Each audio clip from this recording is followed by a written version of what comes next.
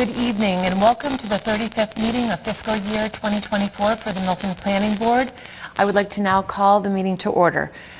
We can begin by introducing ourselves and the staff. Start with Jim Davis, member.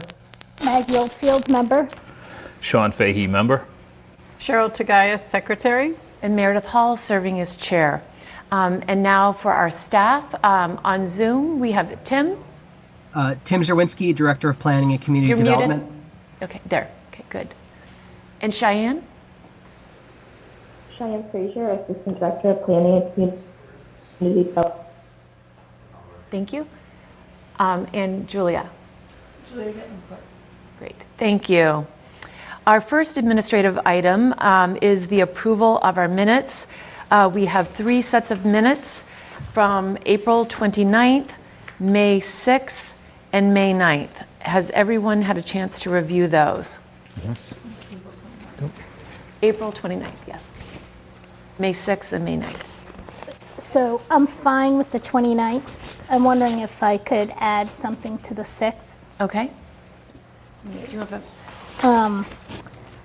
So under the reorganization of the planning board, after the first sentence, I would like to add a sentence that says, it was also discussed that having consistency of leadership, particularly during this time, is very important as we are continuing to work on the same projects we were working on last year. Is there an issue with adding that? I'm fine with that. It's fine. Okay. Do you need that to be written, or did you get that? Okay. Okay. Okay. Great. So with that, can I have a motion to approve April 29th, May 6th as amended, and the minutes from May 9th? Motion? So moved. A second? Second. Okay, roll call, or all in favor? Aye. Aye. Great. Next, we have our upcoming regular scheduled meetings for June 27th and July 11th. So those will be the next meetings to be held. And I thank everyone for accommodating the change of schedule so we could all be present this evening. So appreciate that. And now, Tim, Director of Planning and Community Development, update. Thank you, Meredith. One kind of, I guess, overlapping issue relative to next meeting dates. I had emailed the board about this. I don't know if I heard from everybody, so we might as well just figure it out while we're all here. The select board is having an executive session with town council and our special counsel regarding the MBTA Communities suit that the Attorney General has. The options that were provided to us were either June 18th or June 20th in the morning. I asked the town administrator if we could pin down a time-ish, and he said preferably 10. So if we can, almost everyone has gotten back to me as of shortly before this meeting. But while we're all here, maybe we can pin that down and I can get that to the town administrator. We can get that on the schedule. Great. So I can do either day. Okay. Cheryl? I'm out of the country next week, so either day. I Can't do either one. I can't commit to knowing that I'll be free at that time. Right. I just had a question though, Tim, because normally you can watch a tape of a meeting, but that's executive session, there's no tape. Can I be briefed on what was said at the meeting by you or someone upon my return so that I at least understand or know what the content of that meeting was? I will find out for you. Usually, lips are sealed. Right. But I'll talk to the town administrator and town council about that, and we'll see if we can make something happen there. Otherwise, I'd like to understand if there is a reason that it can't be the following week at some point. I return on the 25th, so is there some urgency to it? Because I would like to at least learn what's said there, and whether it's after or during. So I just have a question. Because it's a Zoom meeting, we record the Zoom meeting, or is still that's not allowed? That's good. Another good question. Yeah. Yeah, I'll ask. And one way or the other, we'll have an answer, which will be helpful for the future. So I'll get back on that. Okay. Does anyone else have a conflict with those dates next week? I had told Tim earlier I'm good for both of those. Okay. Yeah. I'm good for both too, but earlier in the day would probably be better for 10 me. a.m. 10 a.m. they mentioned. Yeah, or even earlier. Yeah, earlier than 10 would be nice, but I'm Yeah. not going to. Same. I feel that same way. 8 or 9. So we should pick the 18th or the 20th. The select board was fine with both dates as well? But with either, if everyone is good with either one, then that's the feedback I'll bring back. And then if 9 is good, I'll make that suggestion, but otherwise 10. Well, just so we have a firm answer, could we say the 18th at 9 works for the 18th at planning 9, board? yeah. Yes. Would that be easier for you, Tim? That's the date and time would be good for? Mm-hmm. And if they push to 10 and we have no choice, we'll go to 10? Okay, I will. I'll bring that back. So we'll pin the 18th at 9. Great. Thank you. Okay. Anything else, Tim? And another thing, just kind of relative to scheduling, but also just kind of planning for how we want to kind of go about things. And I don't think we need to kind of come up with anything today, but maybe kind of be thinking about it for perhaps the next meeting is when MAPC should be back on East Milton with the rezoning. We've done another kind of publicity blast around the survey, via social media, town website. It was on Milton Scene. We were at the Chamber of Commerce the other day talking to the business owners. So hopefully that kind of shakes the tree a little bit more on survey responses. But Josh did provide a sort of draft kind of skeleton of zoning language, which the board may want to chew on a little bit, but also kind of moving on into the next phase of discussing design guidelines and kind of getting a procedure for that going. So I think just kind of keep that in back of mind as we sort of plan the next couple meetings and kind of think about how over the summer we want to structure our discussions with them, and just start to think about that. We've got until November with MAPC. So that was just something I had to debrief with Josh Fiala the other day. He appreciated all the feedback that he got at the last meeting.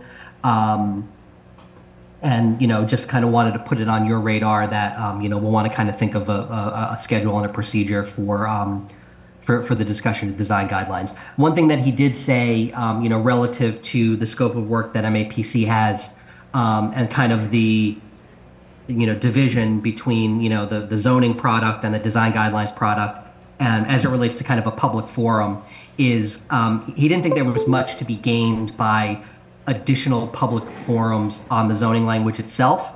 That attention and kind of resources would probably be better served focusing on the design guidelines, where we do need more feedback from folks. That's something we haven't engaged very much on. Whereas the actual zoning language, we've met twice with the public, several times with the planning board, have other inputs.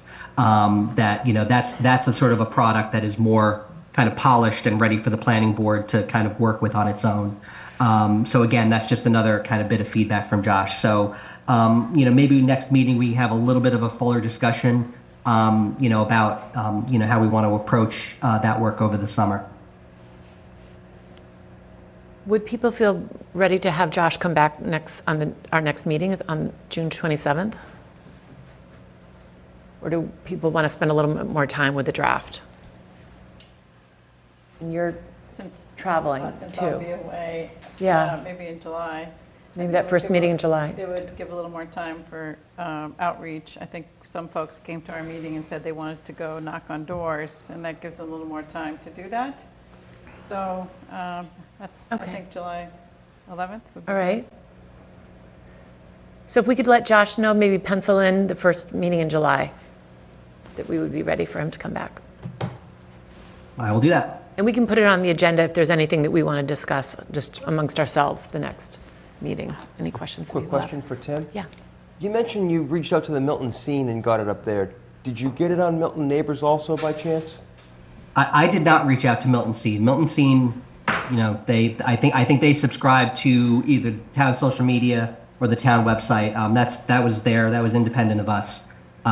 They're actually pretty good about it. If I hadn't seen it, you know, within the next few days, I would have done a little outreach. But I think they're pretty good about, you know, picking up the things that would be, you know, of interest to their readers, and kind of doing that on their own. So, and in terms of Milton Neighbors, I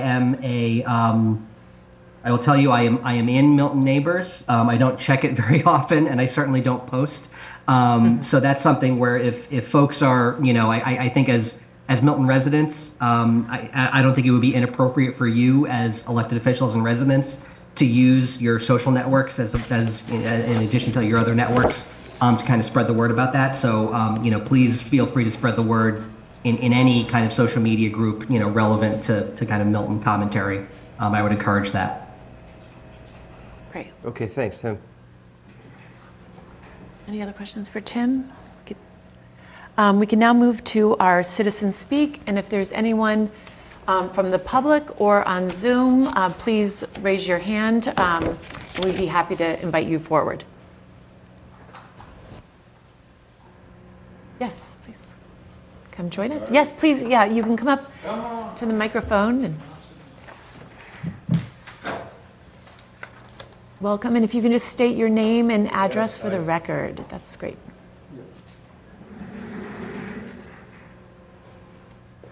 And you can pull that microphone up to you a little bit sometimes. Okay, and I have the text of what I'm going to be saying, so I'll Okay. provide you copies. Great. And Tim and the consultant, if they, at some point, there are extras you could give to them. This is what I'll be saying.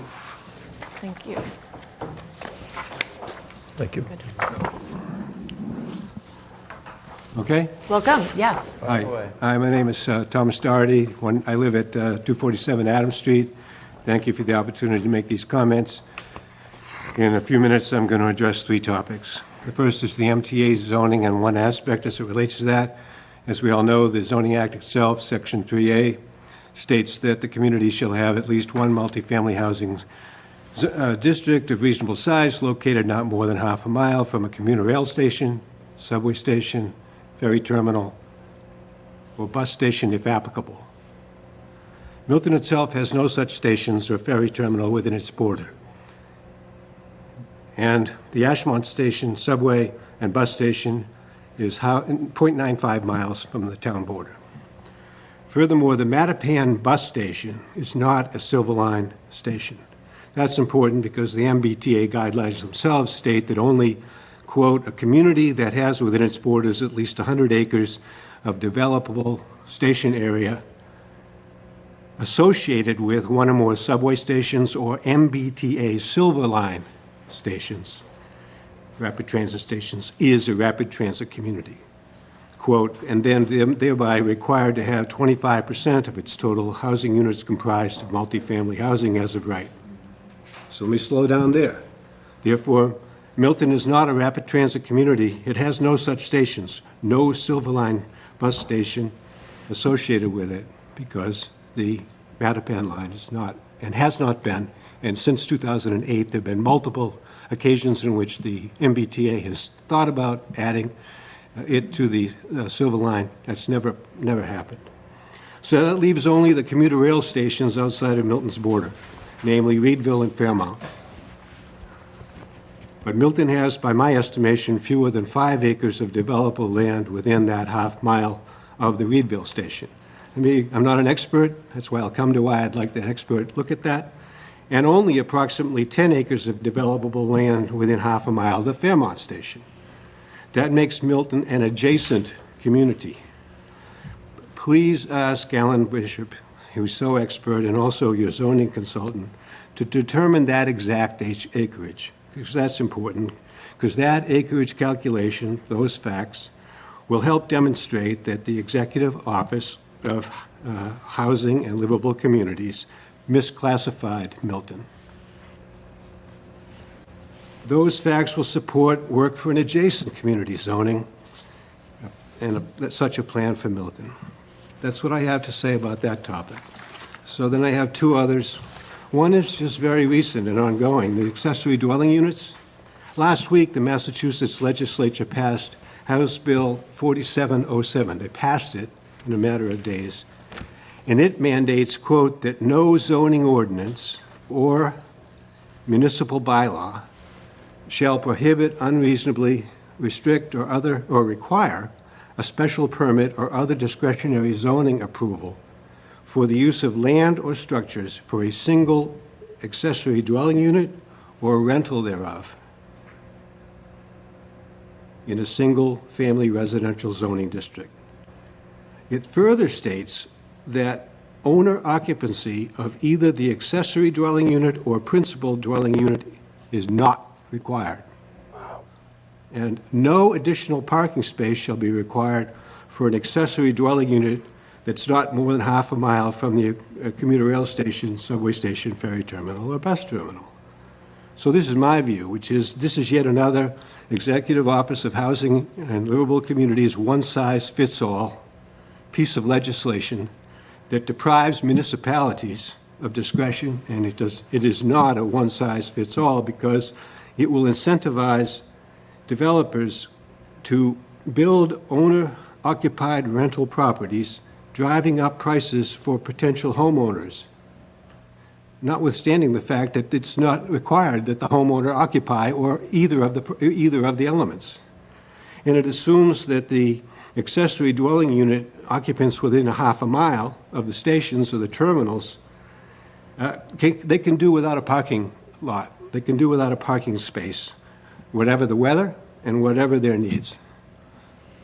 As I understand it, next it would usually become a matter before the Senate and then a conference. But that's happening now. Lastly, Adams Street, Squantum Street. I live on Adams Street. Intersection plan with regard to traffic lights there. My own view is a public hearing on all aspects of the proposed Adams Street, Squantum Street intersection traffic lights is essential, not merely the important historic scenic road aspects. So 5 months ago, I saw it from the Department of Transportation. They have still not responded. The following information, and I'll stop with this.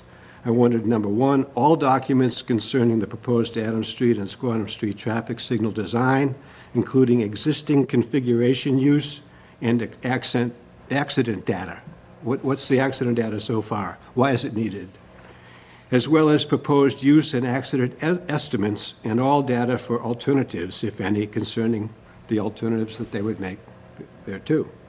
Last, all documents concerning the estimated ensuing traffic congestion if such a new signal design is implemented, including modeling of the congestion effects of the 3 traffic signals that are literally within 500, this one would be within 550 feet of St. Agatha's on one way and 800 feet of the Central Street and Adams Street traffic signal on the other, such a short distance. And I would like to understand what the data is concerning those matters. So that's it. Those are the 3 things I wanted to just bring to the attention of the Thank you. Of the committee. Thank you very much. Thanks a Tom. lot. Yes, appreciate that. And if you want to stick around, our consultant will be attending later this evening in case there's any questions by the members. Thank you. Okay. Is there anyone else who would like to come and? Yes, please come and. If you can just state your name and address for the record, please. Name is Robert Sacco, S-A-C-C-O. Okay. I live at 95 Dexter Street here in Milton. And the issue is we have an extra house lot on our property that we'd like to put up for sale. We've right. just had it know what? surveyed. Mr. Sacco? Yeah, sorry. You're on the agenda for the first item up. So you might want to just hold your comments until we get to okay. your We're item on gonna the call agenda. you up. We'll call you up at the, yes. Oh, I see. Yeah, thank you. Just, Okay. we'll just finish citizen speak if there's anyone else. Tim, are you seeing anyone? And then we'll invite you up in just a moment. Thank you. Thank you, appreciate it. I don't see anyone on the Zoom, no. No one else in the Zoom, okay. So, great. So with that, we can conclude citizen speak and move to new business. Approval not required plan, A&R for 95 Dexter Street. And Tim, if you just want to introduce this, and if you now would like to join us, please. Sorry.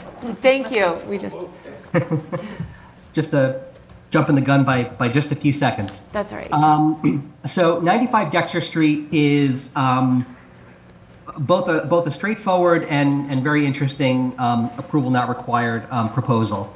As Mr. Sacco began to allude to, and I'm going to put the plan up on the screen so everyone can see. Does everyone see that plan? Yes. So the 95 Dexter Street is a sort of a lot that has two frontages. It goes from Dexter Street all the way back to Blue Hill Ave. It's exactly 12,000 square feet and has exactly 60 feet of frontage on either side. It is in the Residence C zone, and the typical lot, the typical zoning compliant lot in a Residence C zone requires 75 feet of frontage and 7,500 square feet of lot size. This is standard throughout the C zone and applies in almost every case of a subdivision or an approval not required plan. Now, the exception is, and I don't have the zoning reference in front of me. It's in your email and is in the application form. But there is a provision in the Residence A, B, and C districts for certain oversized lots to be subdivided into undersized lots. And in this case, if you have a lot that is recorded prior to February 10th, 1938, and has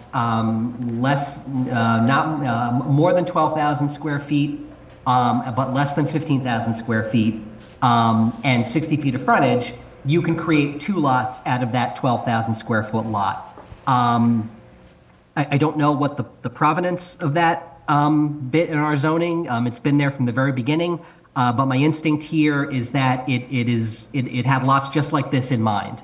And so the Saccos are proposing an A&R to divide their 12,000 square foot lot cleanly in half right down the middle to create one 6,000 square foot lot with frontage on Dexter Street and one 6,000 square foot lot with frontage on Blue Hill Ave, which is what you see on this plan here.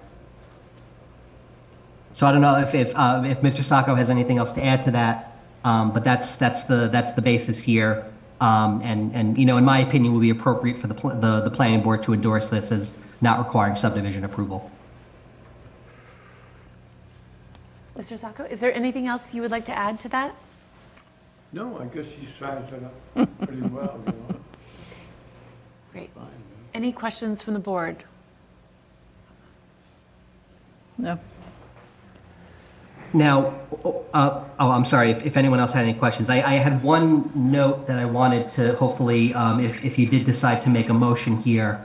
One thing that I kind of still need to work out with the applicant's surveyor is the plan itself, the lines on the plan, the drawing is good. It shows everything it needs to show.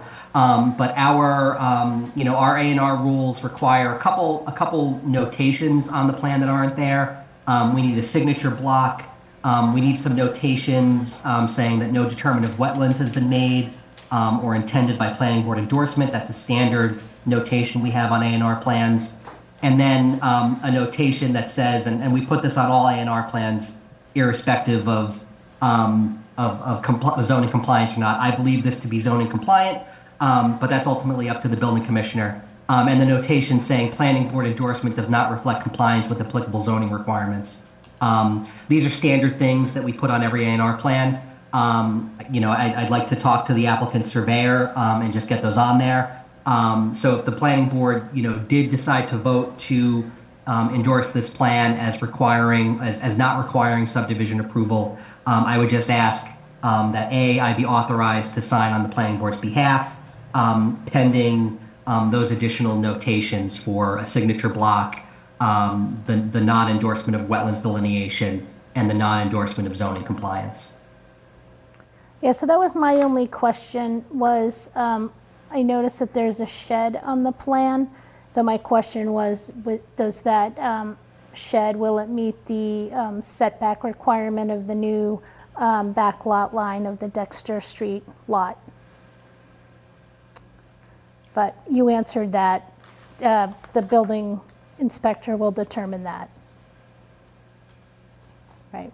Yeah, Mr. Sacco, I don't know if you know how far that shed is from the lot line. Ultimately, with an accessory structure, it's an accessory structure, and if it holds up any kind of project, I'm sure the Saccos or their successors in ownership will handle it. The existing shed is at least 10 feet from the property line that divides Yep, okay. the two lots. I think it's supposed to be 8 feet from the back, but it's at least 10. It's well within the limits. Okay. Great, that was a good question. Okay. And then a quick question, Tim. On the plan, it says 12,000 square feet, and then it says plus, or is that plus or minus, or does that mean the lot? That's plus or minus. Again, I mean, every indication that we have indicates that it's a 12,000 square foot lot. I think that's just something that again is on the survey, just as kind of if it turns out that it's 12,001 square feet or 12,002 square feet, that's we can if that's something that the board's concerned with. That's certainly your prerogative to get clarity on that. Well, the only reason why I bring it up is because the zoning states more than 12,000 square feet. So I really want it to be 12,001. So if it's 200.35 on one side and 200.55 times 60, it's over 12,000. Yeah. Okay, good. It shows both dimensions, Jim, right? See, it shows the 200, and then it also shows the 200.55. And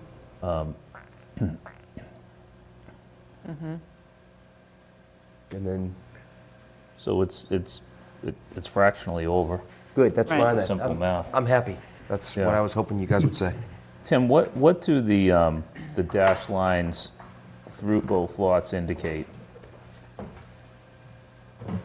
That I'm not entirely sure of. I don't know if Mr. Sacco can clarify that.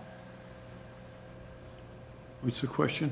There are dashed lines, Mr. Sacco, dashed lines that run on the plan through both lots? Through the center. Natural gas line you talking about? No, Will you put the plan back up, Tim? I was saying dashed lines. You don't have any idea what these are, do you?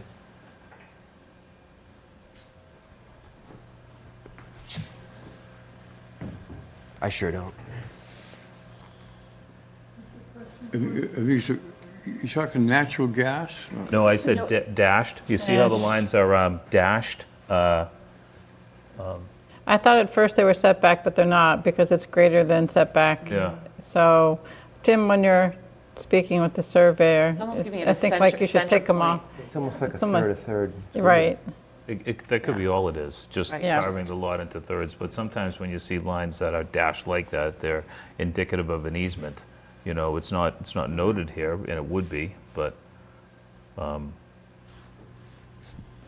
We, in our endorsement, though, the easement wouldn't factor into whether it met the requirement. It would just be whether they can build later. Yeah, I know, I understand. Right, Yeah, yeah, so- exactly.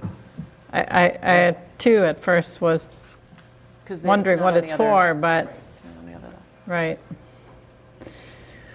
Okay. So Mr. Tim, Sacco, do you have a preference to having, the notations made and the signature block added, and then coming back to us with that, and we can just easily sign off, just making sure that's all included?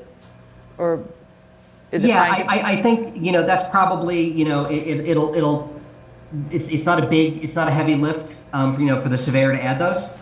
So it's just a matter of getting in touch. So, I think that's something that can definitely be done between now and the board's next meeting. Yep. And I don't think it would cause an undue delay, but I think, those things are, typically part of the plan, and we like to see them. So I don't think that's too much to ask, but I think, and just getting some clarity on what those lines are. Okay. Would also be helpful. I think Cheryl's right. If it's an easement, that has effects on whether or not you can build. It doesn't have an effect on whether or not you can subdivide, which is the planning board's real concern here. But it would be good to know what they are. So we'll find that out. All right. Great. So everything looks good. We just need a few things added to the application, and we'll defer it to the vote to our next meeting, just once those notations are added. So how do I go about, resolving that? So Tim, how would that best be?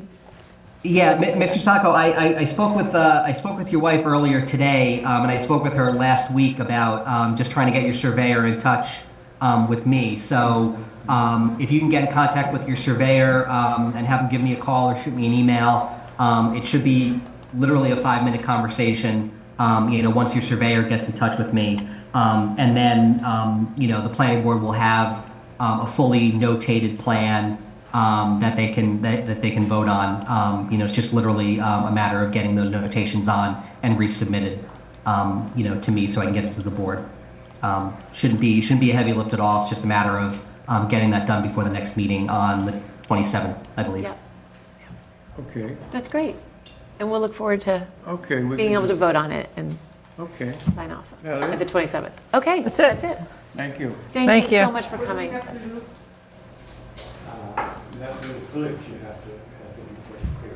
The surveyor just needs to get into, I've texted him several times, and I've called him, and he doesn't answer because it's whatever is filled. So I don't know what else to tell you. the surveyor. Yeah, the surveyor, it's, Yeah. I just can't get in touch with him. we have a little trouble communicating with him, so, but we'll do whatever we have to. If I have to Okay. go over and We'll go to the personally town. go to the Because it's very simple. Okay, that's great. And then he can get in touch with Tim. Okay, Great. Thank you for coming, and thank you. yes. And what's the date of the next meeting? June 27th. June 27th. You Yes. have to come back. Oh, sure. Yeah. Well, you don't even have to come in person, as long as Tim has those materials, so. Okay. Thank you. Thank you. Yep. Have a good night. Okay. So now we can move on to our old business, discussion of the MBTA communities zoning. And I know Zoe wasn't available to come this evening, but we do have other team members. They should be here any minute. Okay. I told them around 7:30 would be good to show up. So I'm keeping an eye on the Zoom. Not here yet, but I'm anticipating them Okay. any minute now. Okay, great. So we'll get started, and then we can ask them the question. We don't need them to stay too long, but I think we should have them address Tom's question, and which is a good way for us to be looking at this as we move forward, depending on what the decision is. So the last time when we met, we did the Granite Avenue North, and we were proceeding with our criteria checklist, going through. We were able to get through that. So it looks like we have next on this would be the Granite Avenue South. Do we want to move on to that, or is there a different? I know Cheryl would really like to Well, if I email her. present on the Elliott Street, but I still would like to go through and try to get through our Article 1, existing criteria The scorecard. on our checklist. 6. So I think it makes sense to, Go to Granite Ave South. well, that was being based on the map, is that how then, because Yeah. it's different than the spreadsheet, so. Tim, are you going to populate this tonight? I was populating it at the last meeting for Granite Ave North and sent that. I can do that. Okay, great. So So you have on this spreadsheet, Elliott Street corridor next. I think since we did Granite Ave North, we may as well do South Okay, and stick with. keep that sort of in order, yeah. Yeah, finish East Okay. Milton. Makes sense to me. Okay. So, do you want to run through it just on each one, Meredith? Like the guiding principles and the... Yes, so the first item that we had under A, guiding principles, was preserve the physical character of the town. And A1 was the allowed height is comparable to the existing district. So, And again, we can review, the ranking schedule was 5 was the best, 1 Right. was the, right, sorry, go Email ahead. it to myself. okay? So, we had given Granite Ave North a 5 because it matched, right? So Granite Ave South South, doesn't have Any. existing height except for sheds, et cetera. So it seems like this one, like last time, if you look at A1 versus A2, we did not applicable on A2 because A1 applied. In this case, I would say A1 doesn't apply and you wouldn't be looking at A2. Do you see what I mean with that? Because yeah.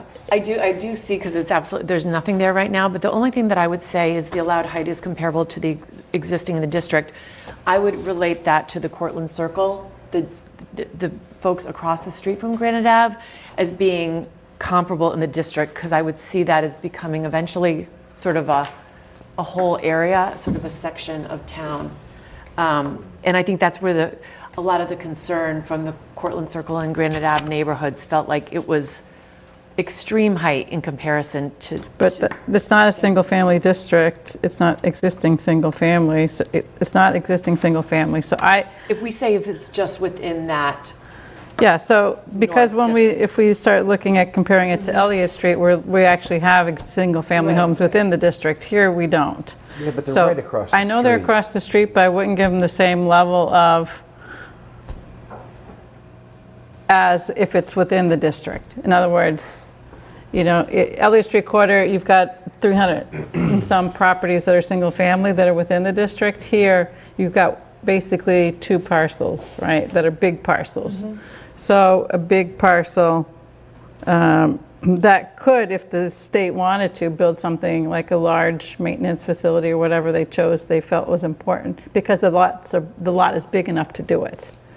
So in terms of the height. So I just don't think it's, if you want to say something in between, but What is it I think it's zoned? a 1. How does Milton have it zoned?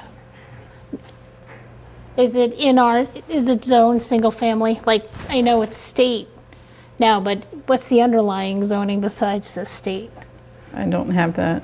Because maybe we need to look at that to determine if the town of Milton is, our underlying zoning is single family, then I think it does have the same weight as Elliott Street. Tim's looking it up right now. So That it's under Residence A. So that's acre zoning. So it's single family acre zoning. and it's across the street from Residence C? That's right. And some Residence B in the marsh and the golf course. In the marsh is Residence B? All right. Yep. Well, So if the state decided just to pull up stakes and go, then it's acre zoning, single-family housing. so it's 2.5 stories. Yeah. And we're allowing 4.5. 4.5? So I think that's what You where the you issue- give it a 1, I give it a 3, because I think it's a large parcel. And then I get to 8.2, any other large parcels we have, we already have 3 to 4 to 5 to 6-story parcels on them. So that's just the way 3 to 4 I see to it, because 5 it's to not a 6 this is stories. not a 5,000 square Well, foot parcel. Where are those 3 to 4 to 5 to 6 stories? Close to this? It says on A.2, in comparable existing multifamily in parts of town. Really in parts So of town. we don't have a lot of multifamily, Jim, so it's wherever else we have it, right? So where do we have it that's not 40B that you can think of? But we're on Only 1 88 still. Wharf. I thought we were on 1. But these are all meant to kind of, like, if one applies, another might not. It's the way this was kind of how you, like, if you look at the way we filled out number for Granite Ave North, some don't apply because others do apply.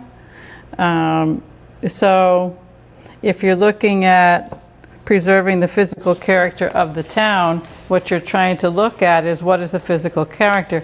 Here, the physical character is sheds and parking lots. And, you know, construction, or snow plows and salt and, you know, a park and ride. So, like, it's not going to be comparable to that, obviously, although I'd say that the sheds are probably taller than 35 feet. But does not the neighborhood across the street matter? Of course it matters. Yeah, I mean, It's not within the district, though. This says in the district. So you could get to that by other things, I think, you know, like by the neighbor. Let's see what else on here. Do we want to take a pause? Because we have Matthew Littell from UTL is Okay. here. I don't know if we want to welcome him in or... Okay, yes, please, welcome. Yeah.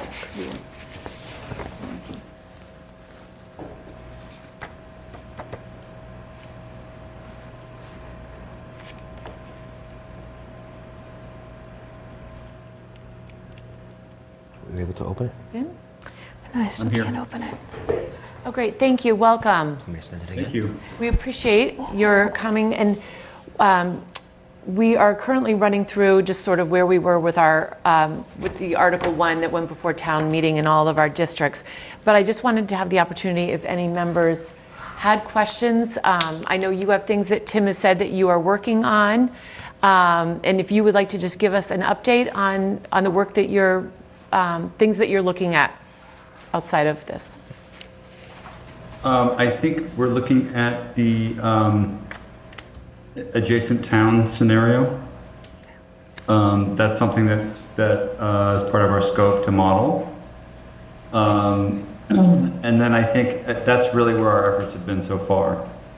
I full disclosure is that Zoe is out, and I don't think we're ready to report back yet, but that's what we've been up to. No, that's great. So during our Citizen Speak, we had a resident who did have a question, and I think it's something that I know I've been thinking about and questioning if we are looking at, and it falls along the lines of the adjacent community. And the question would be if it was reasoned by the courts that our trolley is not a subway, and we would fall into an adjacent community, and we would be looking at the stations, the commuter rail stations outside of Milton's border, namely Reedville and Fairmount. I know we have a wonderful person who works in our GIS office. We've been looking at what would the actual acreage be that within that half-mile radius of the Reedville station and the Fairmount station, and of that acreage that would fall within the town line of Milton and that that radius, how much of that would actually be developable land within that? And I think what I guess the ask would be is if maybe we could work with Alan Bishop in our GIS office and and with UTL to sort of look at what is that acreage and what do we fall into as an adjacent community. So, Meredith, if I can just chime in real quick. Sure, yeah. I actually just had a conversation with Alan about this this afternoon because I know Maggie has been asking about this. He's working on coming up with sort of the exact kind of acreage calculation in terms of the total area of those stations. Sort of the outside kind of edge of the radius kind of clips different parts of Milton. I've done a kind of quick and dirty calculation, and I think as the speaker at Citizen Speak alluded to, I think we can say with pretty much good confidence that there are not even 100 acres of station area of the commuter rail.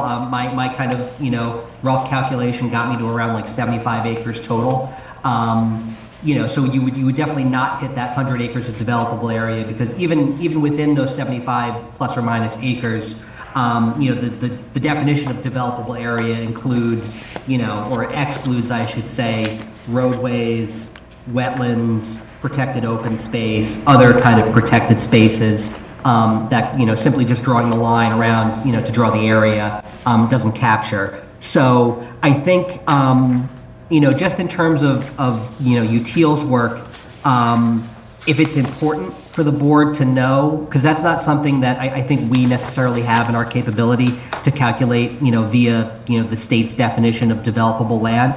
If it's important for the board to know exactly how much 3A defined developable land there is within the commuter rail, we can ask UTIL to kind of figure that out. If it's simply trying to figure out, are we credibly a commuter rail community? I'm confident saying that we're not, and we can definitely get a number of, the total area of those commuter rail stations in town, which again, I'm confident will come in below 100 acres. So, it's up to the board on that. So I guess that would make sense just as a first pass to know what our total acreage is.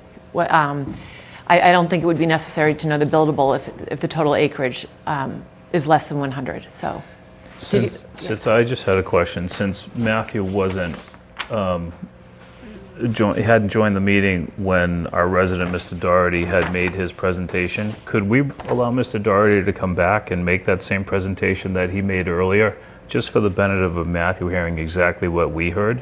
Would that be okay? That's fine with me if Tom. Yeah, and then Matthew, you can convey, and we do have a letter that's been provided by Mr. Doherty. So, but why don't we just run through that one more time? That's probably a good idea. Well. Yeah, Thomas Doherty, 247 Adams Street. Thank you, and thank you, Tim. I mean, that's excellent. I mean, that's where I was coming from. So, leaving aside how we get to the point of looking at the commuter rail stations rather than the other preface, right? Having looked at the Mattapan bus station, all of that. We'll go to the commuter rail.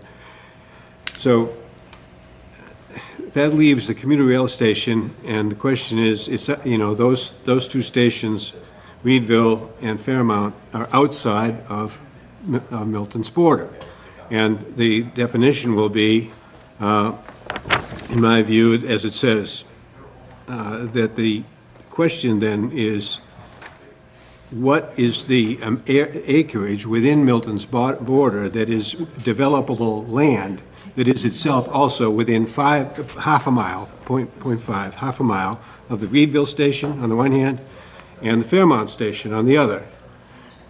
Now, I'm not an expert, but I can look at the GIS, and Alan Bishop can look at it much more expertly than I can, and see that there's areas that are not necessarily developable at all with regard to the type of land that it is. On the other hand, looking at just the totals, I can see that the developable land within half a mile of Reedville Station, in my view, could be as little as 10 acres, and the developable land within half a mile, that's the Fairmount, sorry, and within a half a mile of Reedville, even less than that.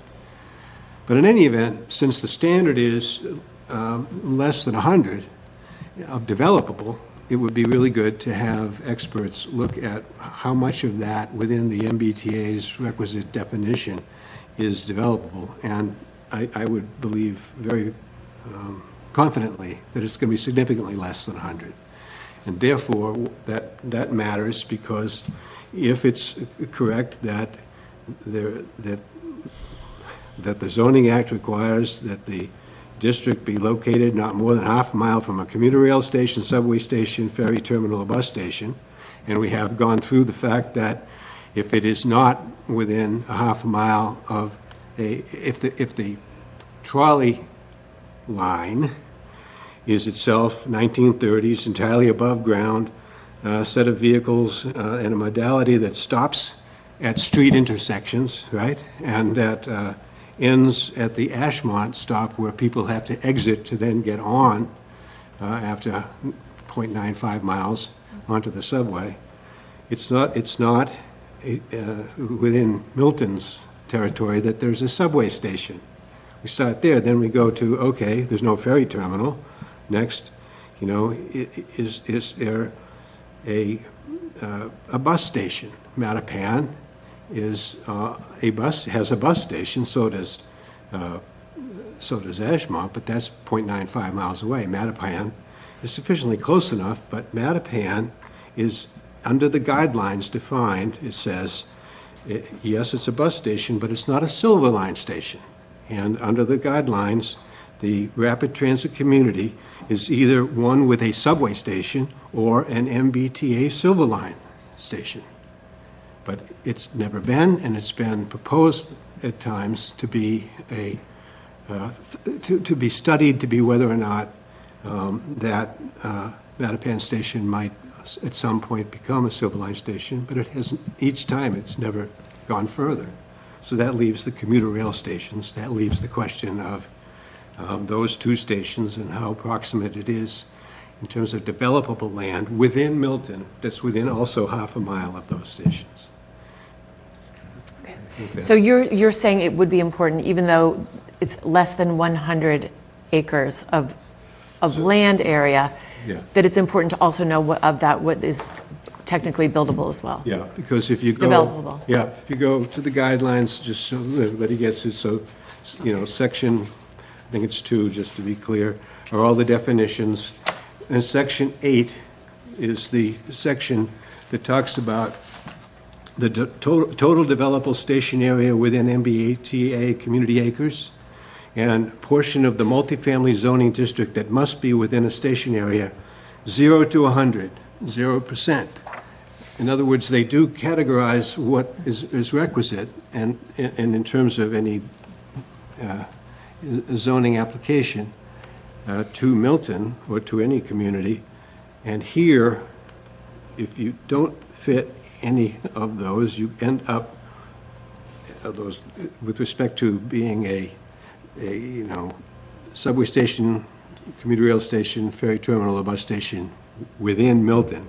You have to look at what's adjacent, and then you have to look at how adjacent, and then if it's that limited in its adjacency, 0 to 100, you're in a situation in which there's really no other applicable modality than being classified as an adjacent community and putting forward, as I'm sure you will anyway, a plan in the alternative for an adjacent community. And this strengthens, I think, the factual data necessary for that aspect.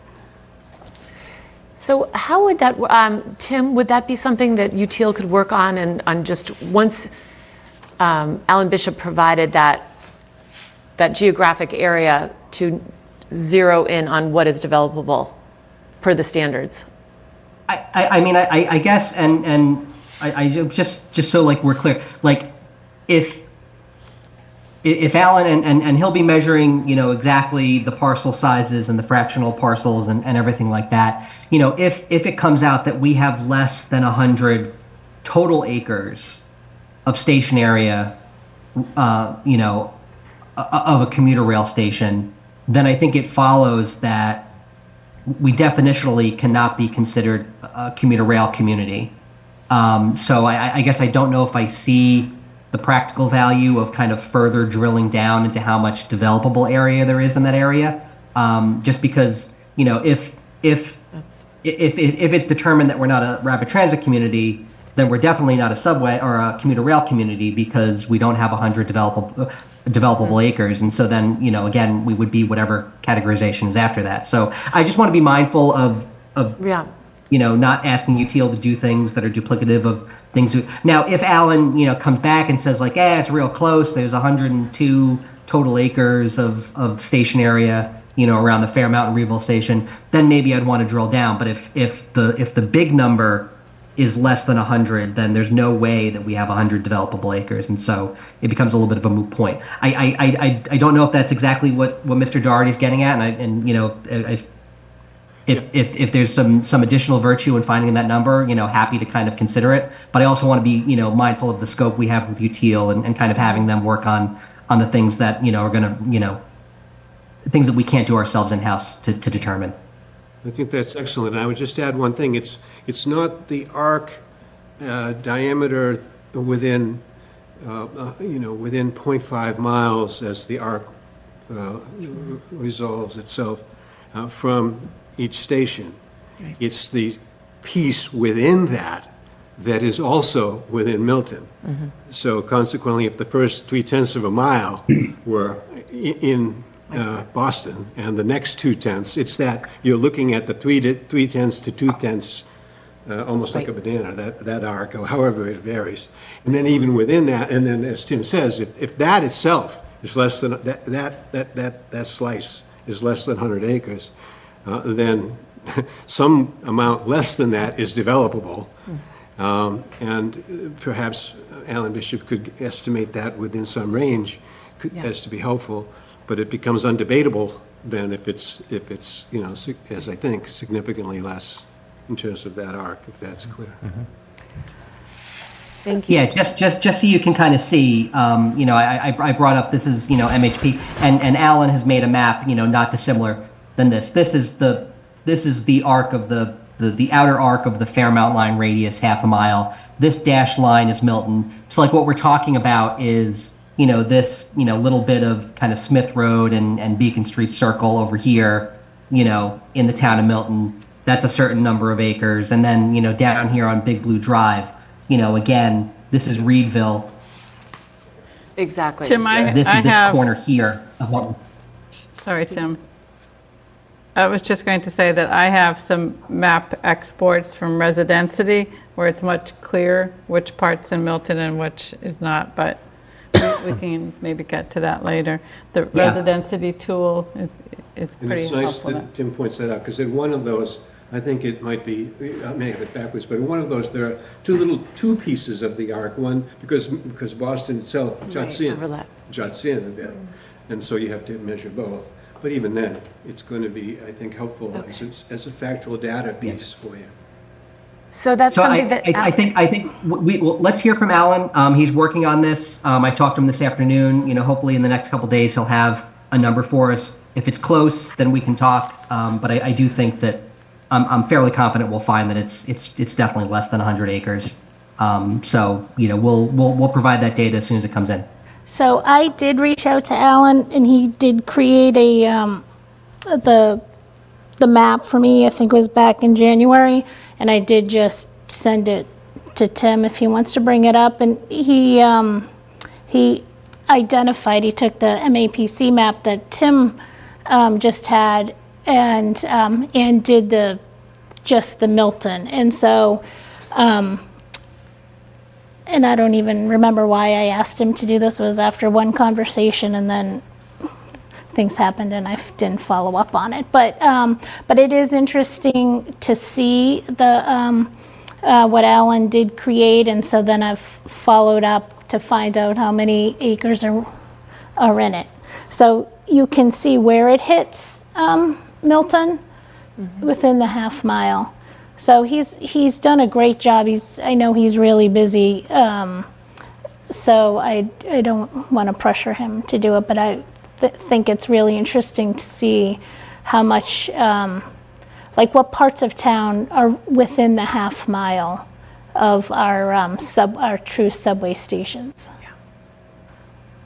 I should also note that there is, and I think this might have been what Mr. Doherty might have been referring to, unless I'm mistaken.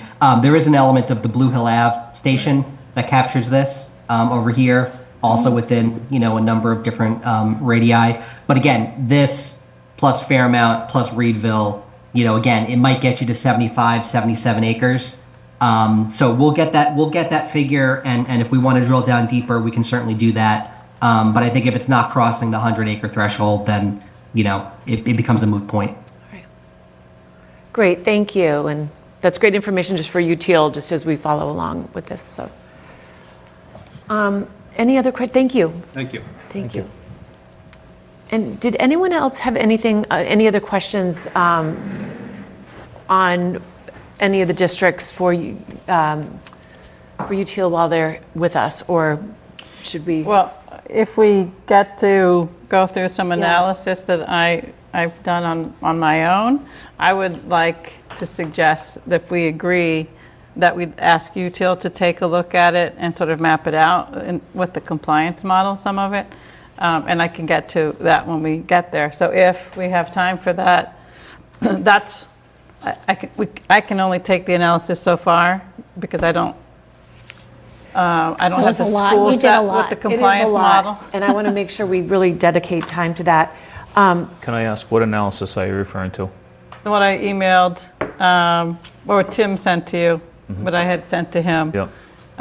It's, if you, first looking at the net new in the Elliott Street corridor, and then looking at the Elliott Street corridor, and what's driving sort of the density there is the minimum lot size and the number of units per lot. Looking at whether, if we could adjust that, what that might mean. But I did it based on kind of on a parcel basis because of the parcel analysis that I use for the net new, which I can go through when we get to it. Okay. And then, so there's that, because the idea with that was, what if you could get a little more density in the transit area, then you could drop the density elsewhere, because what people seemed most opposed to was the density elsewhere. That's being driven by the density in the transit area. So it's really not a proposal, it's an analysis, and that I'd like you to be able to look at. So I agree. What I was going to suggest is maybe it might be more efficient to go through everything that we have, because rather than keeping UTL on while we're just running through all the different districts, maybe at our next meeting when Zoe is here, make that our focus and priority of the Elliott Street district in that, because there's other districts too that I've suggested that I'd like them to look at too, but whether it's today or that we get to it today or at the next meeting, but it's not just the Elliott Street corridor that I'd like to talk about. Yeah, and I'm thinking maybe when the whole team is here, that would be preferable. Yeah, but I mean, as you know, Meredith, I've been talking with you about doing this for a number of meetings, and I finally sent it out to the rest of the members because we hadn't gotten to it. And it's been actually, I started this back in January, so I just want to be clear. We need to get to this point of start talking about these things. So I really, if it's not tonight, I really hope it's not going to get pushed out yet one more meeting, because we're in the middle of the summer. People so won't do you be want to skip paying the as other much attention. districts? Do you want to skip the other districts? I'm just thinking that's going to take a not considerable amount of necessarily. time, and I thought we could just sort of If we push can, through this. if we can push quickly. through this, I just want the others to, just Certainly. hear my But my I want piece about that. That's all. we want to discuss what we currently have in the zoning first, and then an exercise of what we could do. Okay. I thought it would be a second step. But if we start with knowing where our base is, then we can look at what alternatives and what other districts we would like to look at and different ways of looking at it. And I'm just thinking of UTL's time too, and Zoe's not here tonight. So if we're just talking about where our base is, I think our base, and that's why I think I had reached out to Alan in January to do this. I firmly believe our base, if you look at the statute, it is a half a mile from a subway station. So I feel like we need to start in this map of a half a mile. We do have a statute that I think I've been pretty consistent saying I think we need to follow the statute, and I think following the statute where it says a half a mile from a subway station is the place to start. Because even if the guidelines are, or if we're deemed not to be a rapid transit, because that's all in the guidelines, there's still a statute that we still need to do. So I would like to spend some time, and obviously it's not tonight, at some point, looking at the districts within the half a mile of So I think transit. that's what a lot of these are that are on our list, are Yeah. currently within the half mile of the, if it is deemed a subway, the trolley, that these will be within that, so. But I also think when we go through and look at the guiding principles, you've got to weigh what's the existing character within a half a mile and what the opportunity is there and what's a reasonable expectation for that area. I mean, if you said, okay, the statute doesn't say preserve historic properties, the statute doesn't say some other things that we might put in the guiding principles. So we have to be, pretty mindful. If we're going to start putting other criteria into it, then it's not just the statute anymore, any of it. So the statute doesn't say anything about height. Statute doesn't say anything about, it says 15 units in acre density minimum, but it doesn't say you can't go 50, 60, whatever. It doesn't say you can't go high rise. So, let's be careful about saying let's just do what the statute says, because we're not going to do that. We're going to put a bunch of other criteria on it. And I'm not, and I'm not saying just do it. I just think that's the starting point. Okay. Like, why are we looking at other places that are outside the half mile? That we haven't. One of the reasons I think people were not in support. I mean, the reason people were not in support was the districts that were chosen. So clearly we need to look at other districts, and as you mentioned, and I just think that the starting place is really half mile from a subway station. Okay. But that's just my position. I just want to make one more point Yeah. about the town, planning board and select board, the members who were on the boards at those times asked for 50% to be allowed to be outside of the half mile, because within a half mile is also Boston, and the land area that could be used for it is diminished because of it being on the border with Boston. So this board, under a different constitution, and the select board asked for that via a letter to EOHLC. So that's why it got included. Other towns were in the same position and wanted that kind of flexibility. So flexibility was put into it.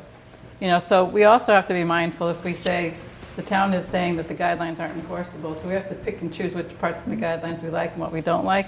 But that's kind of, in a sense, not consistent. Let's just say it's not consistent. So let's use our guiding principles, I think. Let's go, that's what I'd like to go because back to. And it's tailored, the guiding principles are tailored to Milton's condition. all right. So does that sound good? So the next meeting we will get through, because we'll hopefully get through where like we if were on we- the Elliott Street corridor. If we get, let's see how far we get with this tonight, and then we can see. Yeah, and then we can, I just don't want to keep you Teal on. Oh, I see. That's my point, is I just, they're on the clock, and I was thinking it would be more efficient for us to go through the districts, look at all the criteria, and then our next meeting we'll be able to focus on the presentation that you'd like to make. Does that sound good? Or do you want you Teal to stay and we can? No, they don't have to stay on. Okay. And if we get to it, we can, I just don't know that we'll get to it before 10, so. All right, so thank you. I think if there's any other questions for you Teal's team? No. Anyone else? All right, and so our next meeting is June 27th. And I hope that you and Zoe can both join us. Okay. And Matthew, I think we've got a bi-weekly meeting on Thursday to just kind of check in.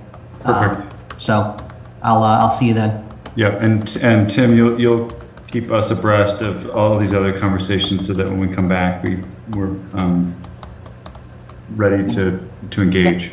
100%. Okay, thank you, everybody. Thank you, Matthew. Thank you, Matthew. Have a good night. Okay. Okay, so where we were on A1. So what did we decide? Is this a not applicable because we know that it's zoned for the height of 2.5. We had 4.5, but there's currently a DPW, a use that there is no existing structure. So, like I said, I think this should be, hearing your point about some of your point about the neighborhood across the street, I don't think that should be applied directly to this parcel, so I can see it being somewhere in the middle in terms of a numerical. All right. Others, what do we?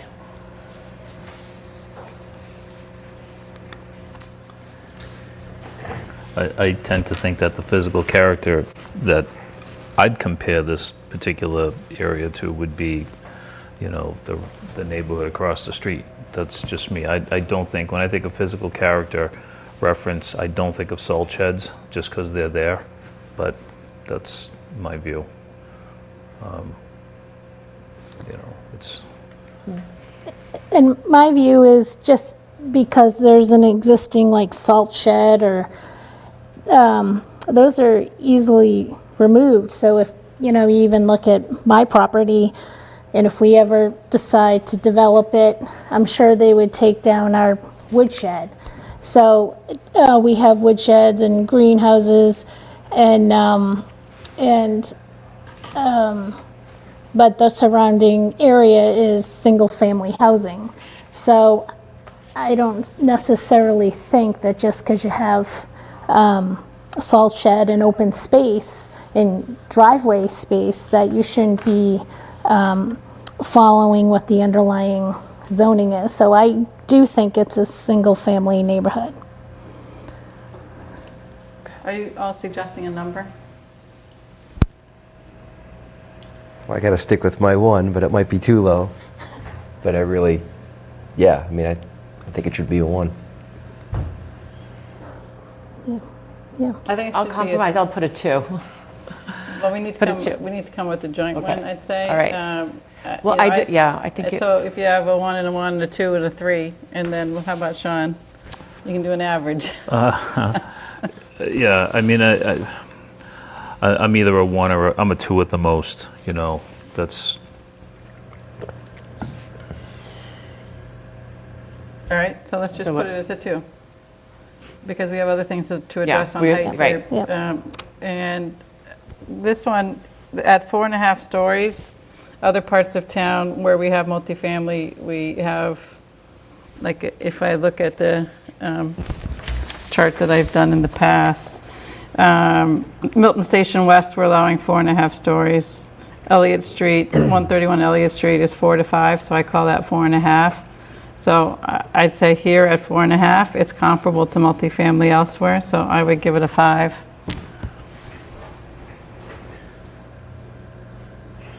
Yeah, if it's in other parts of town, I would have to agree with that. Or if it's our multifamily housing. Because we just don't have, most places that we have it, if you think of multifamily at Fuller Village is also 4 to 5 stories. So that means every zone is, besides the Elliott Street corridor, is going to be a 5 in this category.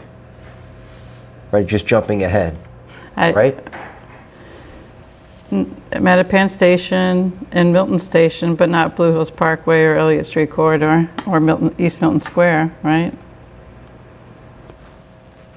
Yeah. I guess my big problem is that I don't really want to see anything built here.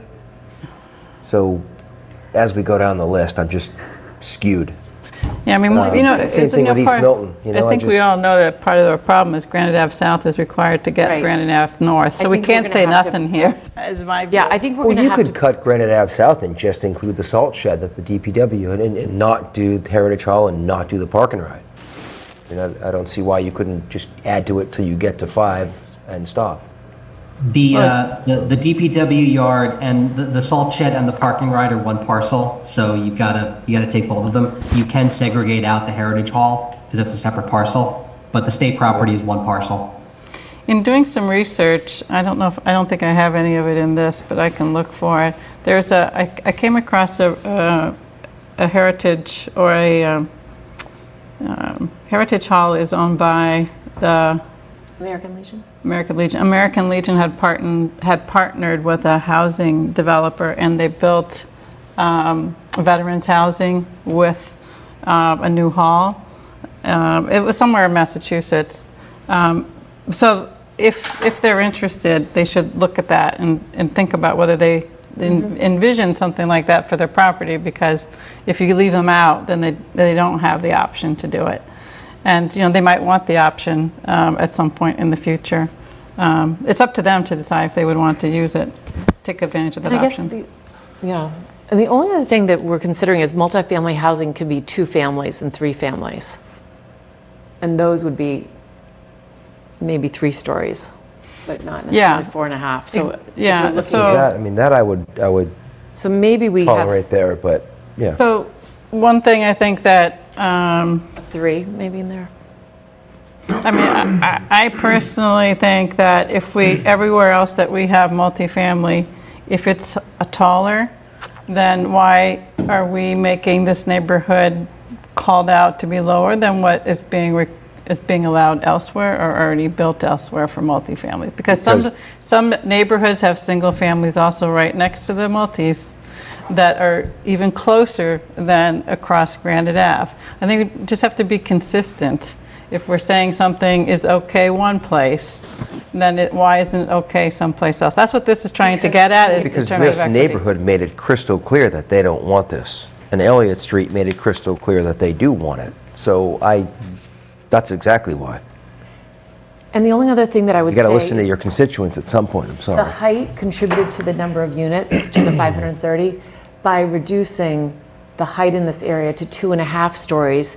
We can take advantage of the land area, not keep the height at a limit, get some units, get half of the number of units. Well, remember that what's driving the density for this area was a lower density elsewhere. So if you just keep the land area here and lower the density, we're not going to hit that 15 units an acre. So we would need to find an alternative. So we would need to find an alternative. Yeah, So exactly.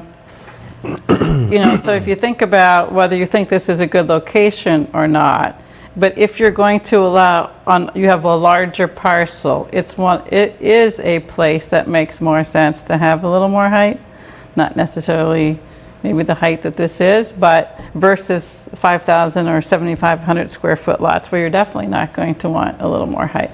So unless you're going to go 15 units an acre everywhere, you're going to have some place that goes higher than 2.5 stories.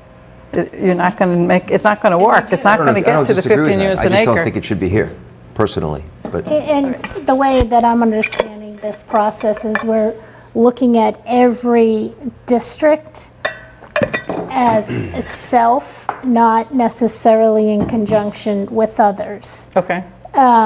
So I do think the area allows for more density, but I don't necessarily think it should be 4 stories.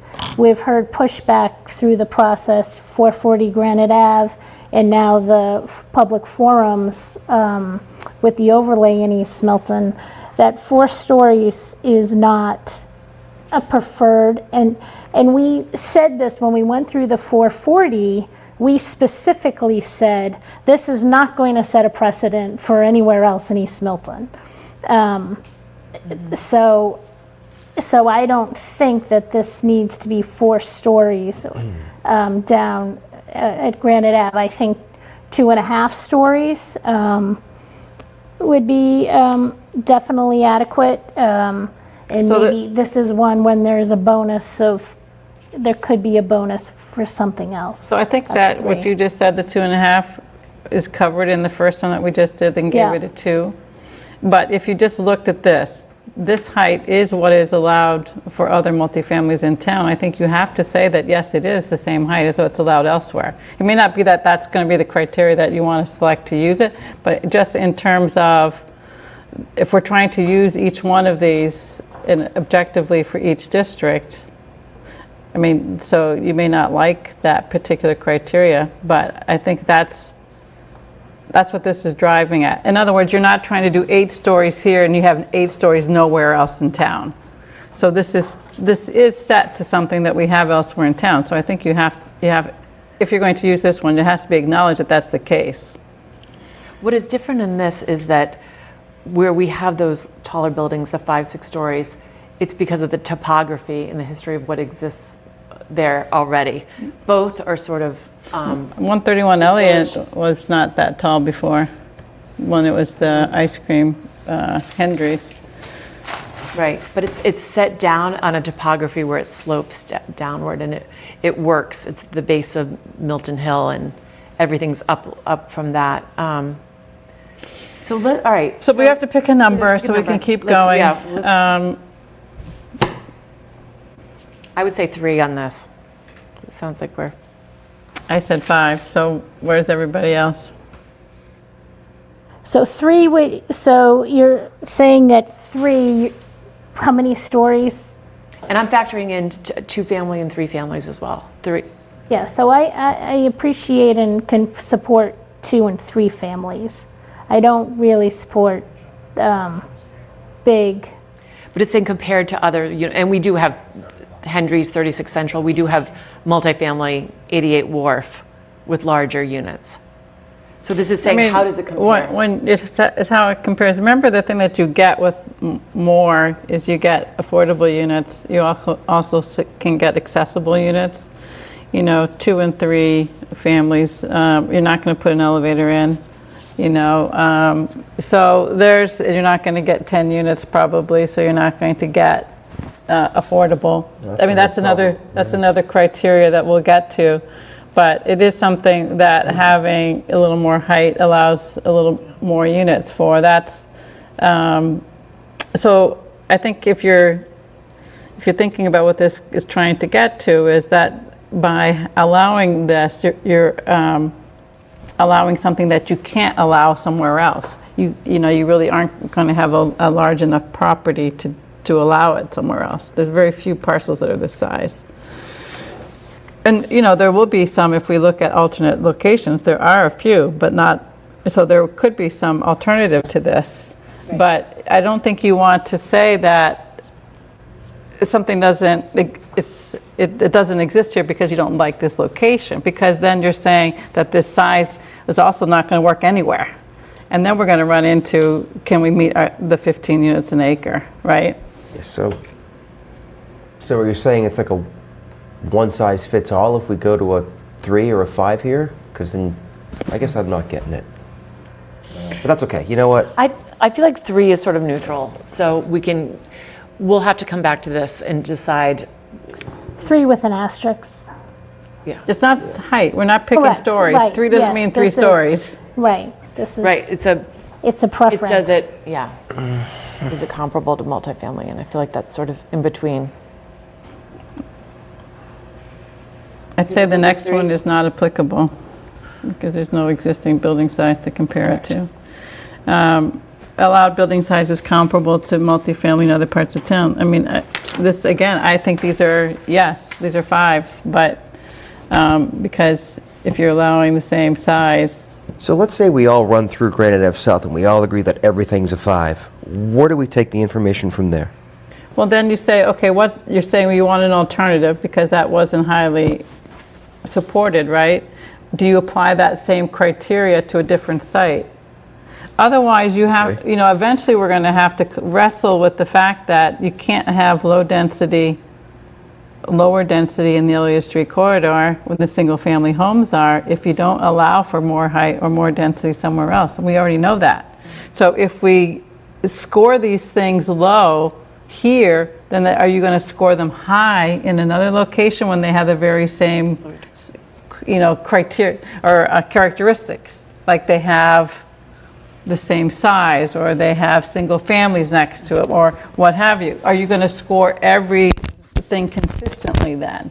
Because this isn't about whether somebody supports it or not. This is about how does this particular parcel stack up against this criteria. Then you go back into whether you start being a bit more subjective. This was supposed to be a way to try and apply objective criteria to what we have, but also Right. to apply it to something else that could be an alternative. Yeah, I guess for me, every district is going to be subjective and not objective. So I'll have to try to change my way of thinking while we're doing this. So I bear would with me. Yeah, so allowed building sizes comparable to multifamily parts in other town. I would say there's nowhere else in other parts of town that we have 530 units. We do at Winter Valley probably. But all right, so you want to say, what do you want to score it? So that I would say, Because we don't have too many sites this big, that's why. yeah, I would say a 1 on that, 530 units. But then you're saying you're taking a large parcel where you have some opportunity to do something. But we're saying the size Apply is it. comparable to other multifamilies. Okay, all right. Yeah, because we also just have to remember all this comes under preserve the physical character of the town. And the physical character of the town, it really isn't 4 stories. And it rarely is it 3 stories. Now And if remember it's- this, now we're not on height. Yeah, right. But just, it's all under preserve the physical character. So allowed, I still would like to see this a little higher than a 1, then I'd like to see it at a 2. how do others feel? I mean, again, 530 units. What is 530 units in Milton? You have to look at that on like a 88 Wharf and look at the parcel size and extrapolate a bigger parcel, because we don't have this, this size parcel very many places, right?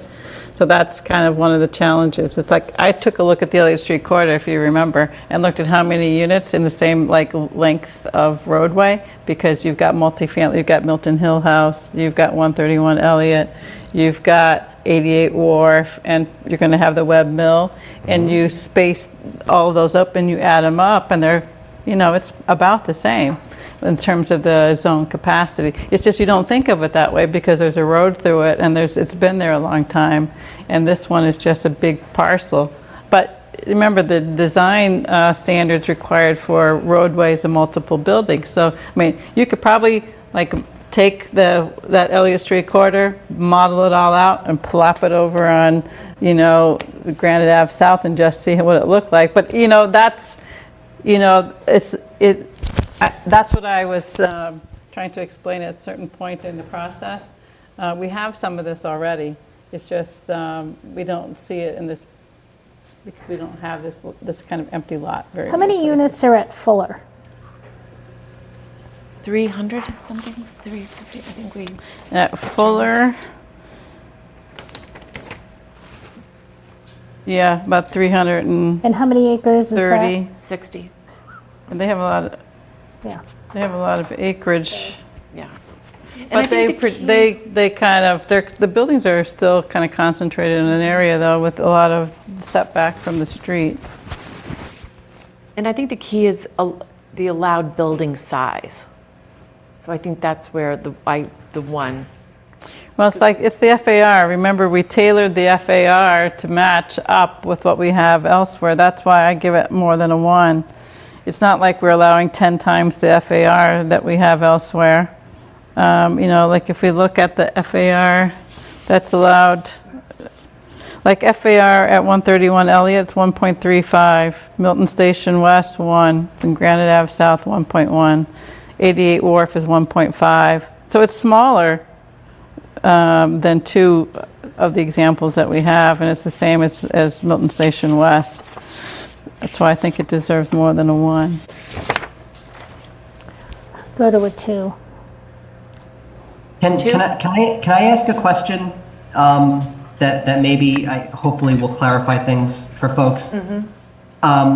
Because I think the way that these criteria are phrased is referential back to Article 1. I mean, these are the Article 1 Right. sub-districts, and when we say allowed height is comparable to, I think where maybe some of the confusion or kind of disagreement is coming from is whether you're looking at this as an exercise of okay, we're going to apply these criteria to Article 1, which was not your article, but these are your principles that you think are important. or are you trying to apply these principles to what you want Granite Ave North or South to be? Because I think depending on which view you're taking, I don't think it's, and I don't mean to throw a grenade in things, but it's undeniable that the Article 1 allowed height in Granite Ave South is comparable to existing multifamily in parts of town, excluding 40B projects. Whether it was 3.5 or 4.5 stories, we have 3.5 and 4.5 multifamily buildings in town. You can't deny that. But if we're talking about what you want Granite Ave South to be, then maybe you don't want the allowed height to be comparable to existing multifamily in other parts of town. So I think just kind of being like super clear and focused on what you want to get out of the scoring exercise will kind of help, I think, settle some of the disagreements. Yeah, Tim, thanks for bringing us back to that, because I think that is what has become the challenge here and how we're looking at it. And in my view of it is that it is the latter that Tim described that my mindset is focused on. But again, we should just agree on what we're doing. I did think that the exercise was about looking at each of the districts and determining what we felt was, palatable within, the district. Not trying to get it back so that it complies with what, was in Article 1. But we're gonna spend an awful lot of time, and we're gonna come up with numbers that won't be meaningful if, unless we're all using the same approach, right? I think it's kind of hard on this to say like what you want it to be, because it's not giving a story There's height. nothing there now. Yeah. It's like, you know what I mean? It's like, it's not saying, do you think 3 stories is appropriate? It's saying, is it Matt? Because we were starting with this, remember, this was set up to be a review of Article 1 districts. So like if you said, all right, that we think these criteria are important, how do they relate to the Article 1 districts? And then we could come back with another, sort of, one of the things that's a challenge for me is I know that the way we arrived at some of this wasn't based on, we said, oh yeah, that's the exact height we think we need here. It's just that we needed to get to the compliance model, right? And so that's why, it concerns me that, we kind of throw that, if we throw that out the window, what are we going to end up with eventually? Right. So that's why I kind of keep coming back to, well, if we still think that that's appropriate to do lower density someplace and higher density someplace, we have to have a good system for rating the other place, Right. And so that's what I think what we're trying to wrestle with when I'm saying if what we say here is going to be applied to everywhere, that's an alternative place, right? So is there something about, in terms of these criteria, not all the criteria? And I So think when the we're talking challenge about is here is there's nothing that exists here, and we're trying to so in this compare case, it to things where it's completely a unique site. Yeah, so in this case, that's where, if it's starting from new, then one way is to say, okay, it's single family.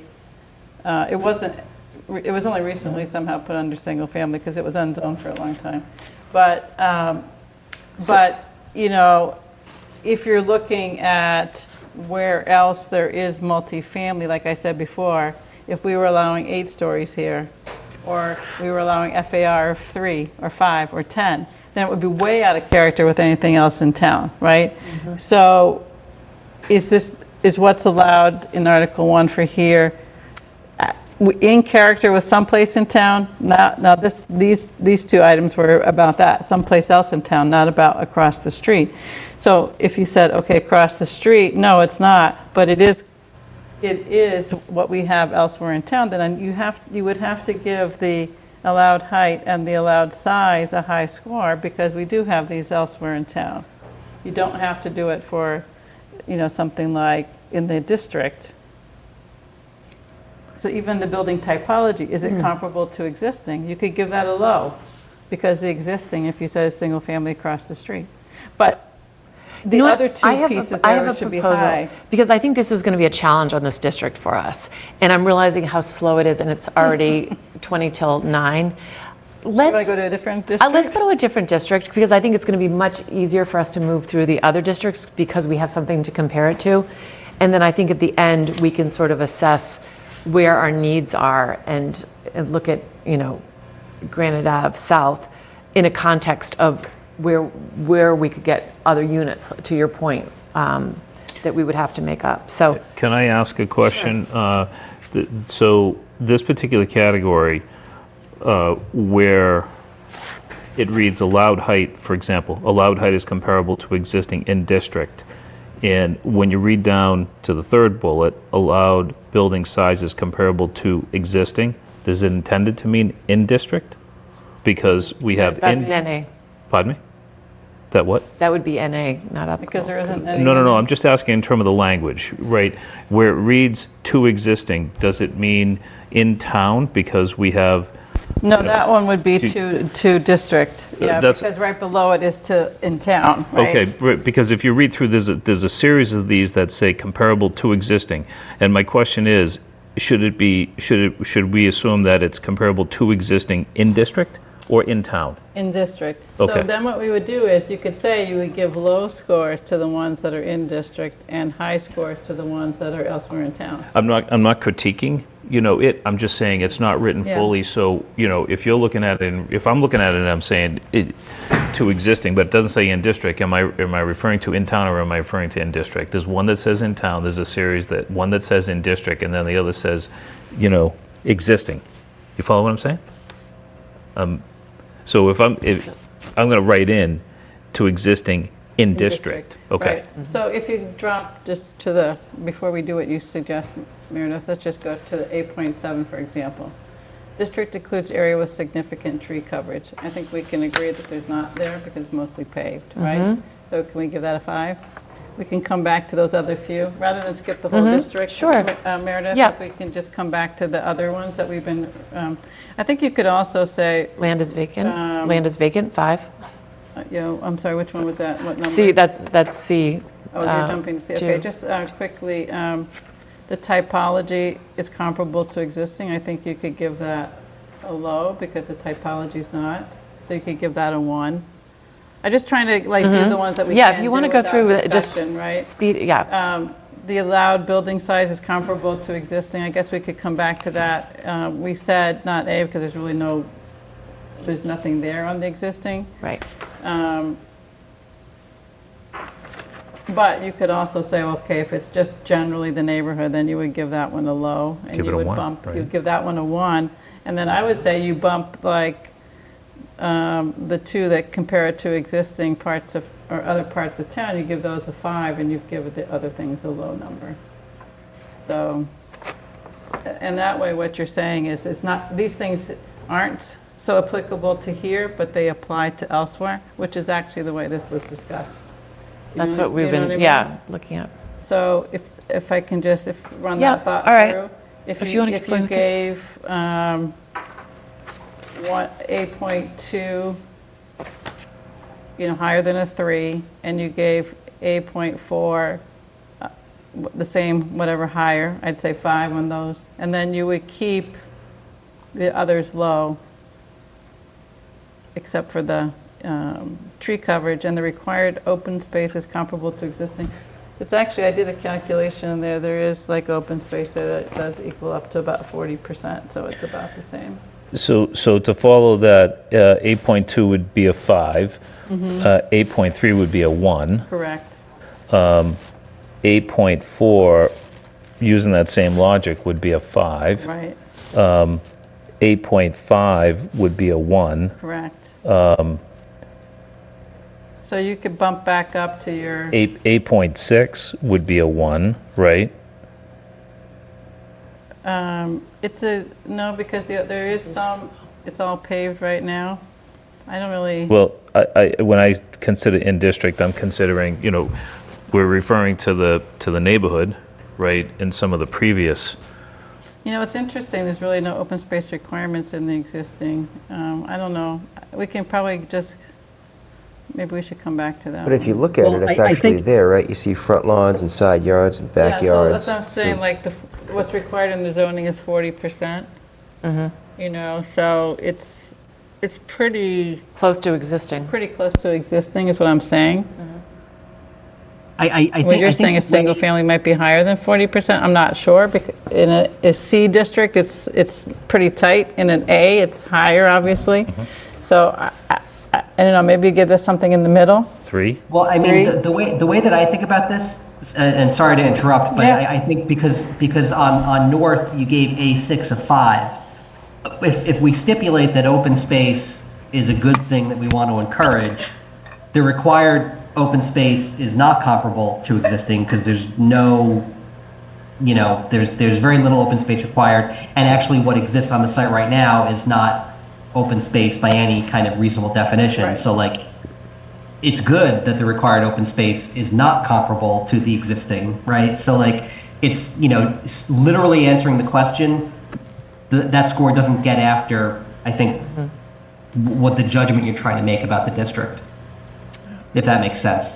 Yeah. Does make sense, The yeah. open space would be better than what the existing condition is on the site right now. Yeah, Yeah. but in this case, we would score it a 1, right? Like Tim's saying, score it a 5, like North, because we're requiring more open space than what exists. So this is the challenge of the existing use on the site. We're talking, now this case, you're talking about the existing use on the site, right? As all Which paved. is all open space right Which now. is all open. That's what I was saying. It's all paved though. Yeah, but there's nothing, All right, give it a 3. Okay. All right, how about we run through these numbers real quick, because I think I got what we're talking about, but also I want to hear you all say the number. So A4. So Tim, A2 should be a 5. Well, we agreed it was a 3, right? But we- I But thought now we're we just jumping to changed that. 5. Well, We you did? said a 5, He but wants I to hear guess my we number. agree. Yeah, My sorry. number's a 1. So if he wants to hear my If we're number, that's my excluding- number. Okay, sorry. If we're excluding 2 and 3 family, which I consider multifamily, but if we are, then I would give it you would set a 5. So, all right, so we don't have agreement on what that number should be. Well, if we all say our number and then get the average, we would have agreement, right? No? Okay. Yep.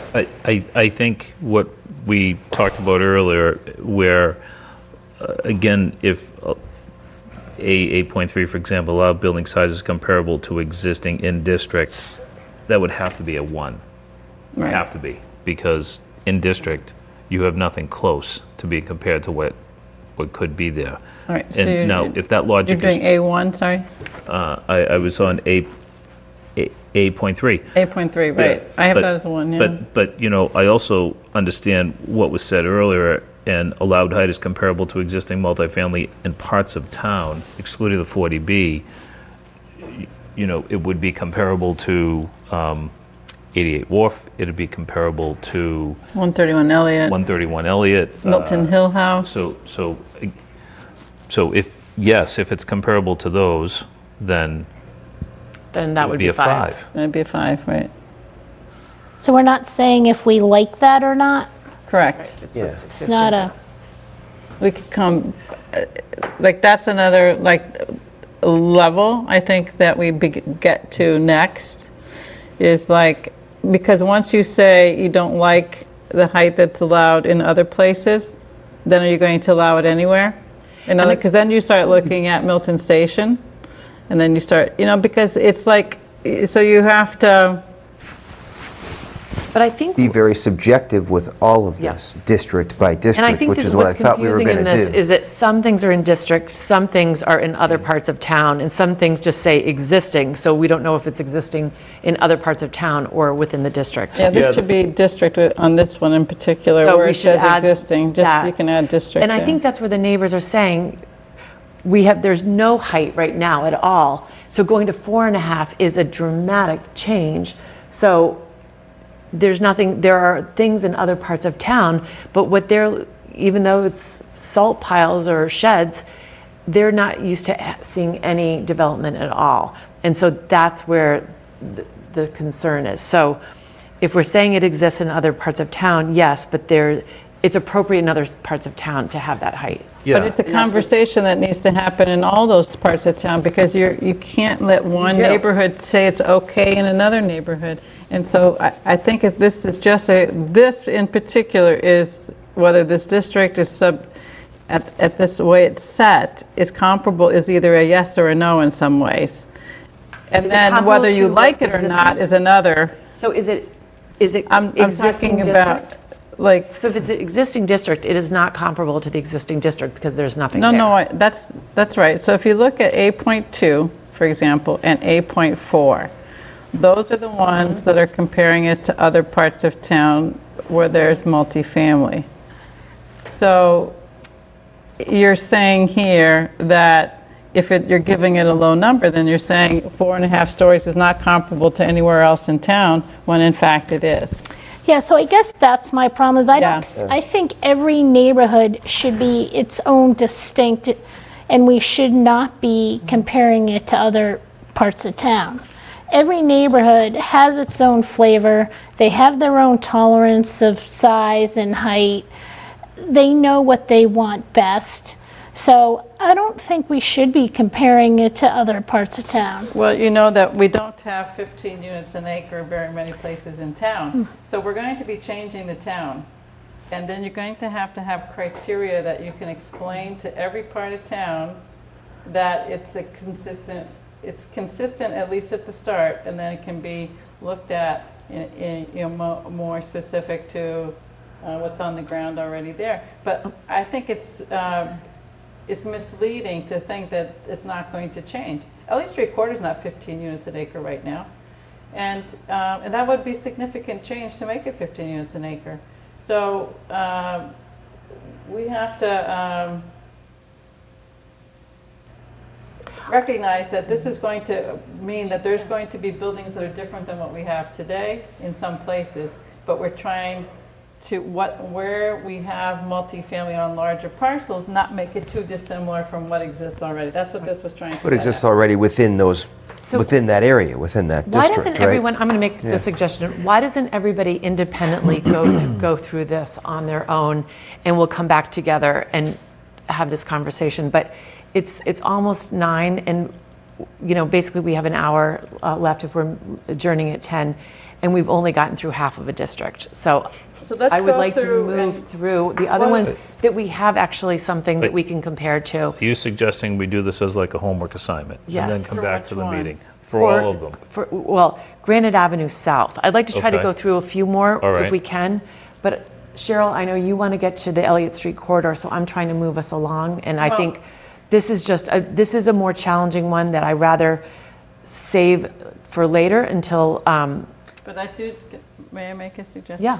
How we are addressing this, I think, needs to be consistent, whether it's Granite Ave South or you start talking about Milton Station.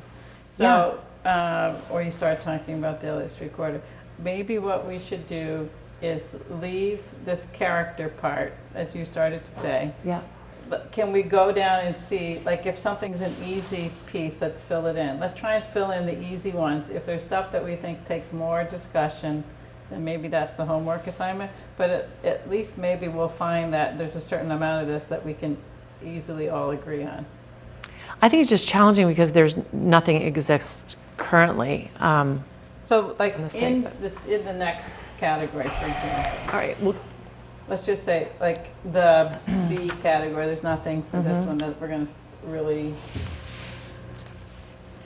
We did fill in for Granite Ave North, but I think that would still require a lot of discussion here. But let's go to C then, for example, disincentivizing tear downs.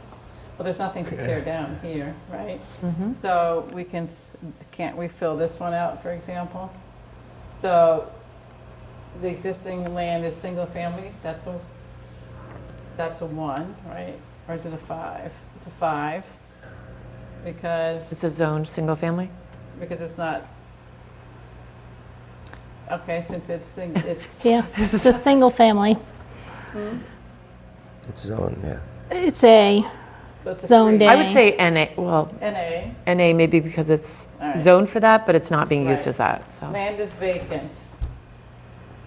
Yes, So 5. that's a 5. Where am I putting that? So C2. you're on line 18 is NA, line 19. We're in section C. Disincentivize teardowns is the category. Land is vacant gets a what? 5.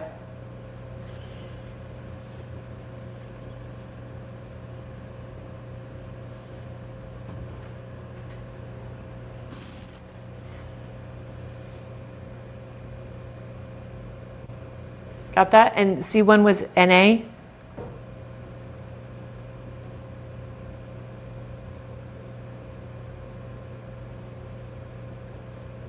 All right, C3, existing value is high. This is interesting because I'm looking at the land is vacant under north, and we had it as a 5, and we have the land is vacant here. So north, it's not vacant, and here it is vacant. Yeah, so that should have Be a 1? That should have been 1 Should have been a 1 on the north. Right? on north and 5 on 5 south. here, right. And since there's no building value here, Wait, what was 1 and 5? I'm sorry. so, sorry, under Granite Ave North, line 19. Should be a 1. And then next to it on south should be a 5, right? Existing building value is high, so there's no building value here, That would be 1. so it would be 1. But shouldn't that really be a high score? Because if it was building value was high, you wouldn't. Seems like everything is going to be a high Everything- score, and every place is going to be super duper to build. Well,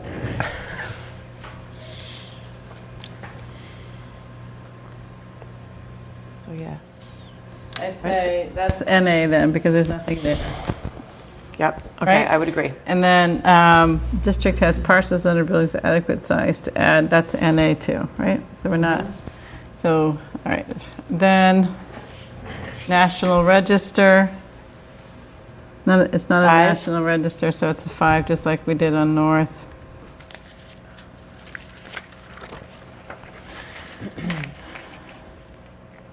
Parcel sizes. 5. Or D2, is that what? Yeah, so, I would say 5 on just those rest, D2 and D3. right, I'm sorry, yes. Yeah. And then on the parcel sizes, it's really just, it's a parcel that's, parcel sizes are greater than 5 acres, or it's between 1 and 5 here. Looks like I have this already as one parcel is between 1 and 5, one's greater than 5. And that just got to the minimum lot parcel size. So I think these are just filled in, they're not really a rated Right. system. And then the next one, in the F's, take advantage of existing multifamily housing. So none of this really applies, right? 'Cause there's no existing here.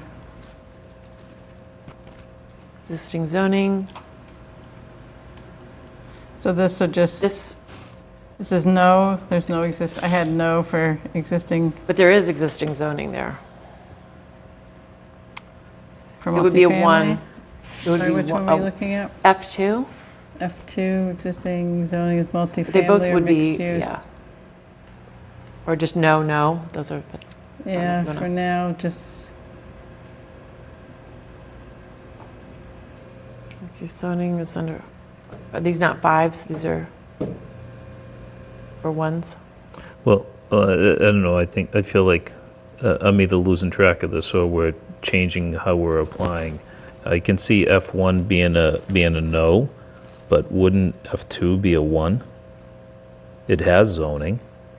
It's not multifamily or mixed use, right? It's residential. So it Yeah. should Right. be So the that lowest 1. possible yeah, score then. it can be a, well, Yeah, that would be a 1. F3, mixed use zoning process underway. Not really. Instead of ends, should it I be guess it should be- zeros? Instead of ends, should it be 0? just if we're adding things up. Yeah, we are using 0. I see 0. Yeah, I know. So, Well, that was just for So- parcel sizes, sorry. Oh. Where I filled those in, it was the parcel sizes. There's 0 parcels in so- that size. yeah, so 0 is just no value, So, and n is no value. So we should either pick an n or a 0. Well, I think we're working with a scale of 1 to 5. So it's, right? Yeah. So we, except for those parcel sizes. yeah, which is- again, it's, right. So, and, So an n, we'll stick with n's. So if it's existing land use is multifamily or mixed use, if we're saying that gives, if it is, it gets a high number, then this instead of an n would be a 1. right. That's, I So- see it that way too. Yeah. So, so both F1 and F2 would be a 1, right? And I guess we would need to rate north the same way, more consistently. And neither one of those are zoned that way either, so those would be 1s, I guess, Yep. if you're doing it that way, right? Mixed-use zoning process underway. This is, all of this is take advantage of existing multifamily. So there's like none of these, the rest of these apply, right? So they would all be 1s. Because there's no multifamily to Right. take advantage of, right? So in both cases, instead of having, so in both columns, north and south, all of those would be 1s, right? To Right. be consistent. Right.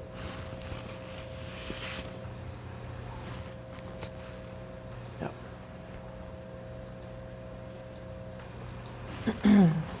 All right. Okay. Then trolley. So it's a 1 because it's not within a half mile, right? And it's within a mile. Do we know if it's within a mile? It probably is. It's just over a half, I think, so I think Yeah, it's, so I think it's gotta within be a mile, within a yes. mile, right? Of walking Yeah, to go to or the, crow flies? As the crow it's flies. the crow because of the way Yeah. the half mile circle is drawn. So I would say that would get a 5 for access to trolley within 1 mile. It's actually Well, better wasn't it a because you terrible- can actually walk down Granite Ave and then to Butler to get to it, to Cedar Grove, not Butler, Cedar Grove. Yeah, but I thought the walk down Granite was pretty tough. Remember that came up cross over a the lot. programs. So I mean, I don't know if that gets Yeah. a 5. I Give think it's that like a less. 3. The 3, okay. 3 on that, yeah. Same 3. Access to trolley grader, so that doesn't apply. And bus line, there is a bus line on, actually on both of these, we should say there's a bus line within a half a mile. So I think that gets a 5 for both of these, north and south. Where's the bus line? I'm sorry, what was Right down. 3 again? That was a, Within Access- 1 mile. Access to trolley within 1 mile. G2. Point 2 was a 3. okay, and what was G3? And then, Yeah, it just doesn't Okay, apply. yep, all right, I because you just, sorry. covered it just wanted to make sure. above. Access to bike path. what do we do on There the, is- what do we say on the bus line? Well, both north and south have access to a bus line on Granite Ave. So the stop would be right there? On Granite Ave, yeah. Yeah, that sounds like a 5 to me. And then bike path within a half a mile. Big old 5. There is a bike path there. Yeah, it's a great bike path. But for Granite Ave south, it's more than a half a mile. Okay, so that would be Oh. 1. So I would 1. say a 1 for the south. North we gave a 5 because it is right Right. there. Access to sidewalks. That's go a in- 1, that's not. Well, you can go into East Milton on the sidewalk, but you can't go the other way Yeah. very easily. So I'd say you give it a Is there 2 a or sidewalk 3. on that side of the road? Yeah. There is? The sidewalk on one side, it's really fast traffic. It's like walking down 28. No, isn't it on both sides? I don't think so. I don't think so, I don't think it's on the, I think it's only on American the, Legion side. it's on the Jim, golf do you know if course it's on side. both sides? They've just recently improved the sidewalk on the golf course side. yeah. But there's On not one at both the sides. DPW and the Heritage Hall, I don't think. In that stretch, anyway. I'm pretty sure I thought there I think there is one. was. I think there is one. I think it's on both Right there. sides. It's not all that safe because it's right on the road, but it's there. I think if north gets a 3, south gets a 3. Yeah, Okay. I think so too. Access to school, that's a 1. Access to amenities, I think if north gets a 3, this gets a 3 because you can get to East Milton from this one. Yeah, but East Milton is farther away than All right, so this gets a Adams 2. Village is. Tim? Yeah. 2. And then another 2 for south. For the access to amenities within 1 mile. Yeah, 2's okay. Yeah, I would say. Okay. Wait, let's find out.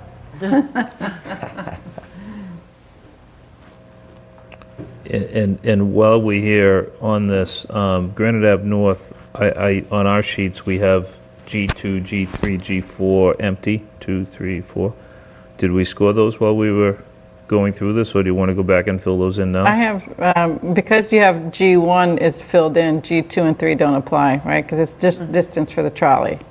Okay, I thought So so what did we just do on south?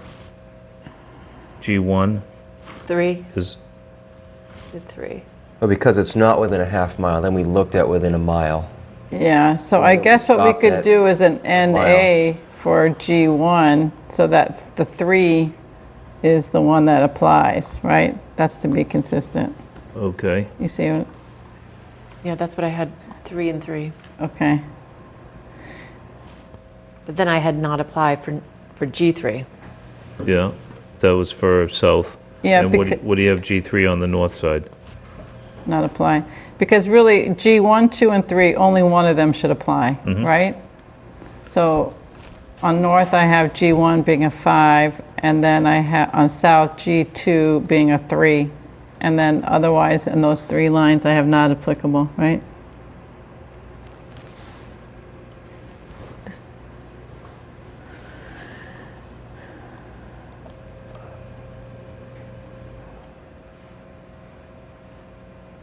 Does that sound good? I think we'll have to go back and look at it once we go run down, but then that was the end of the original guiding principles. Then we had this idea not to lose business opportunity. Where did we land on with amenities within 1 mile? A 2, I thought. Was that a 2? So so it's a 1.1 mile walk to Playa Bowls, which means it's probably less than a mile to the cleaners or to the fruit center. So, All right, so we give it a 3. Or stick with 2. Well, we gave North a 3, so I think consistency would be a 3. Yeah. Okay. We gave north a 3 because of the Dorchester side, right? Yeah, but not the Milton side. This one, it would be the Milton side, not the Dorchester side, because of the highway. Okay. All right. Mixed use required.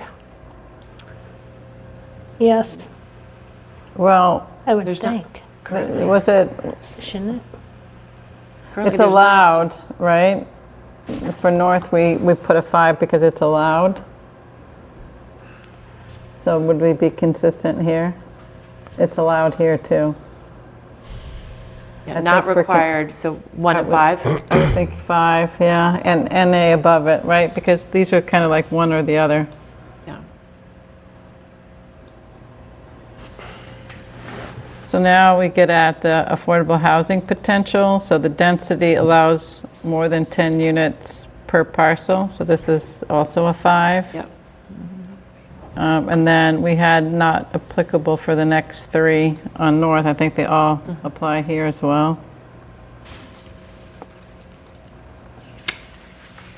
Then we get to the roadway. Sorry, Meredith, I jumped in. You were doing it before. Are No, you that's okay? good. All right. So again, here it's one or the other. So J1 for north and south is not applicable. And J2 is, this consistency would also be a 5 because it's 4 lane.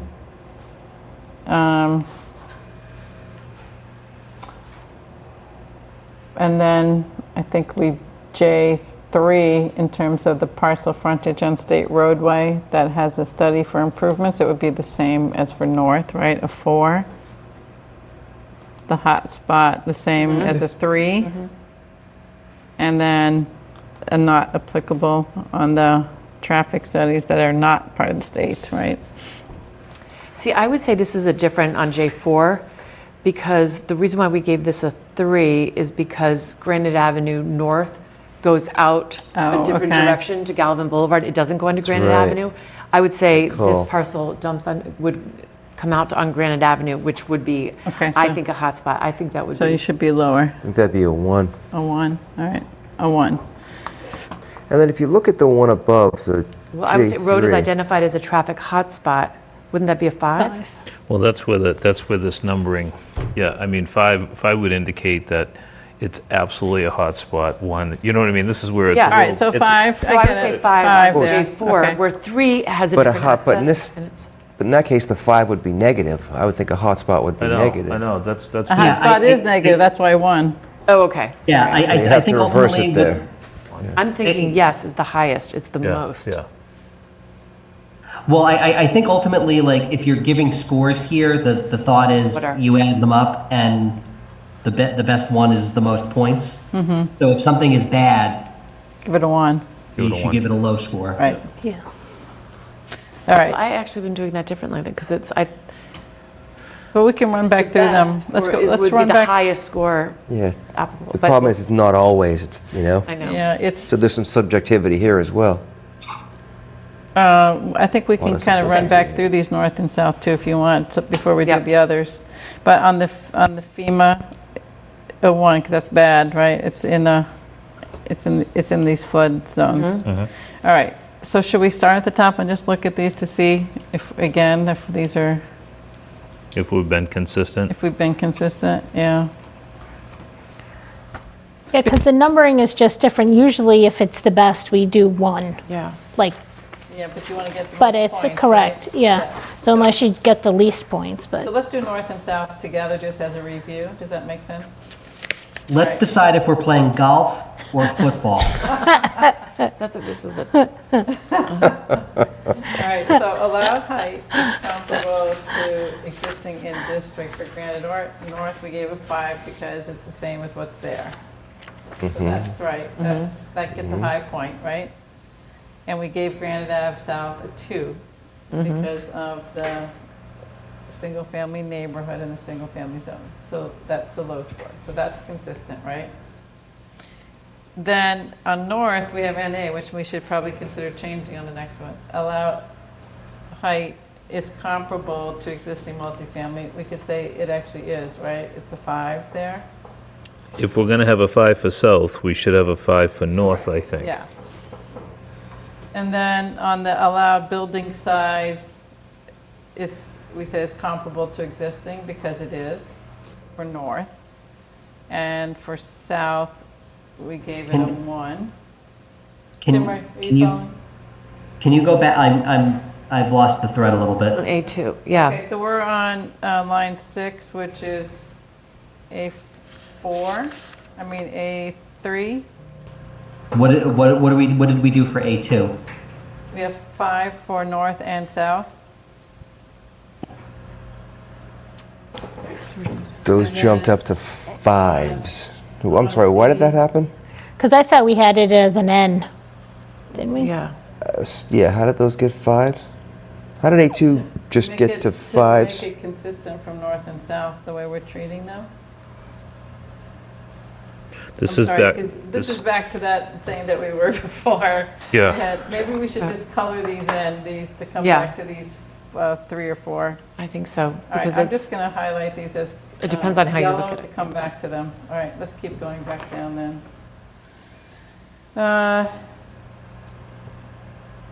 For this, do not exceed the requirements in the statute.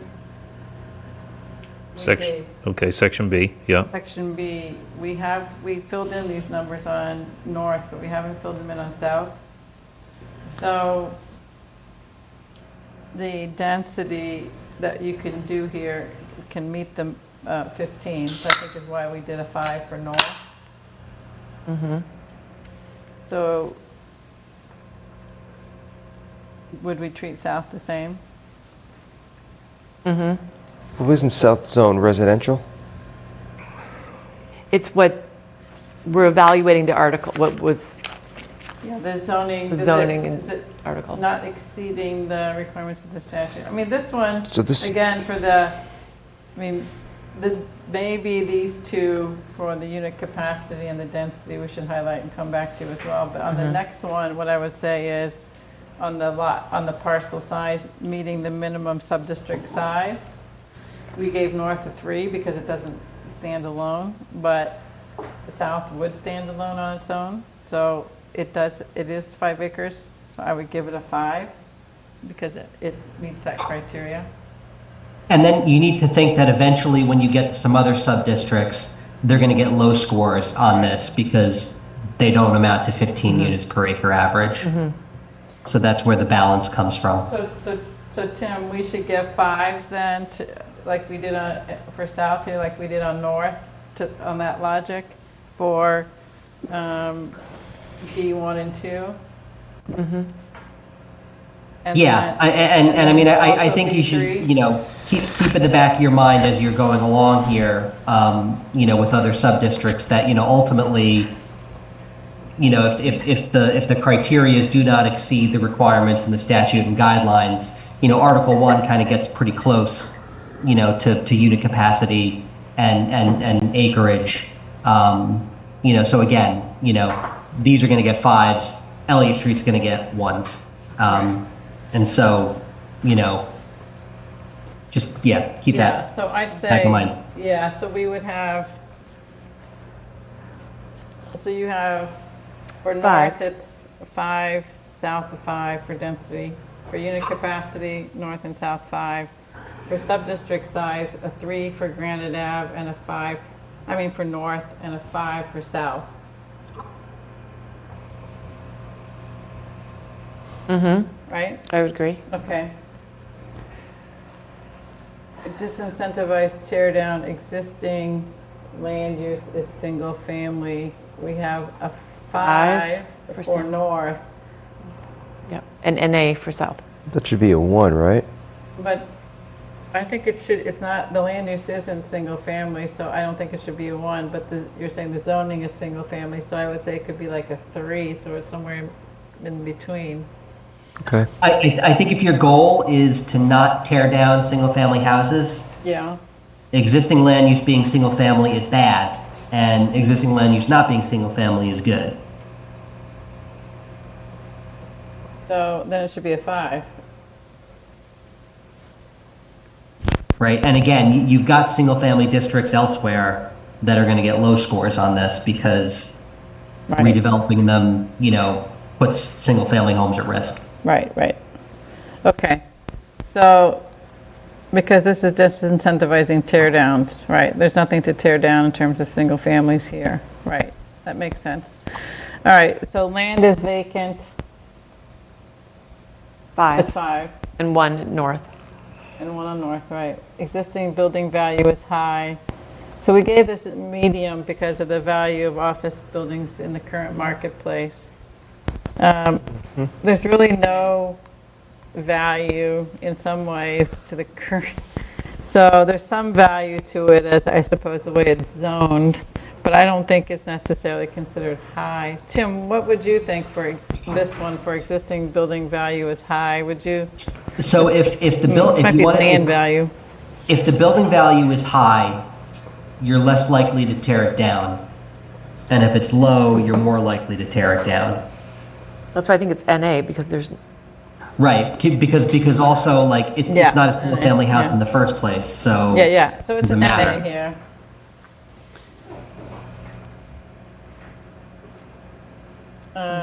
C4, we had 5 for north. District parcel. Yeah, because it does have that, and this one doesn't have it. So NA, these could be 1s or NA, so I don't know. Should we give it a 1 rather than an NA? Are we going to do So then the one above it, C3, should also be a 1, right, instead of an NA? Yeah. Are we going to get rid? Yeah, that's what I was kind of thinking, because One. we have a number next to them on the one on North. All right.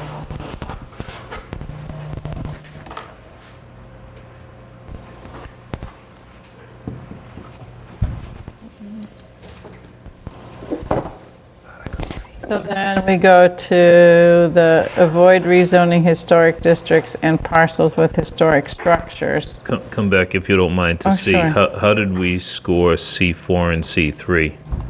NAs or 1s? We put them back in ones. Okay, thank you. All right. And then the historic districts, we put them at 5s, right? Because it does not, right? Right, because there's not in historic districts, so there's not a historic structure.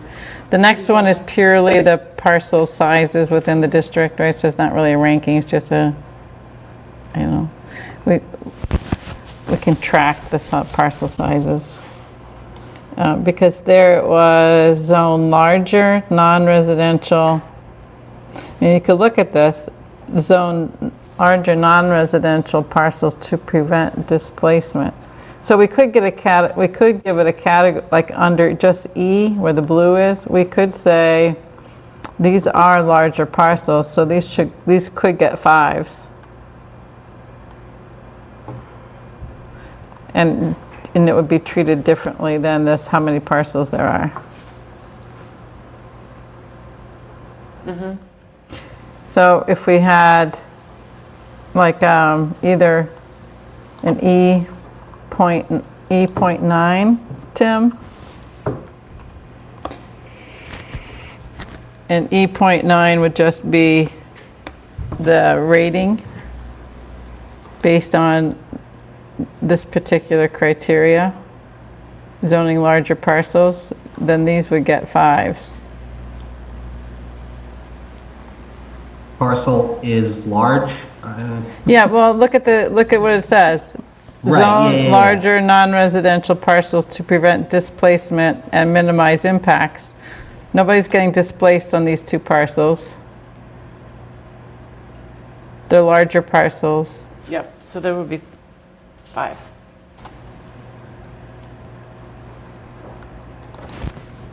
Well, you're displacing businesses, but, you know, throughout the whole, what is it, a 5-story structure on North? North? So you're displacing 5 stories of business use. Only if they choose to Correct, do it, yeah. right? So But that's all of this. that's everything, yeah. Yeah. I mean, all right, so, well, I think everyone was thinking residential before, but maybe you don't think that's a No, appropriate? it just, Okay. it doesn't, then you need to say residential displacement. Yeah, true. Well, I think that's implicit when we say non-residential parcels to prevent displacement of Yeah, true, residential, Yeah, true. you know, Yeah. whatever. So, yeah. I mean, it's a worthwhile point, though. I mean, you know, it does speak to there's something here. It's not nothing. Right. So, I mean, you could give it a 4 on North. Something besides 5, Maggie. Yeah, no, I don't know if I have an opinion, it Okay. was just a point. All right, so then, E8 be a number instead of a Y? Right, correct. That was my question too. Is that what you're- oh, all right. Yeah. Yeah, so maybe that's where it comes in instead of an E.9, right? Yeah, I think it could be done E.8, you're right. So what? So instead of a Y, put in a 5. I think we did that for North, right? Yeah. And then make a 9.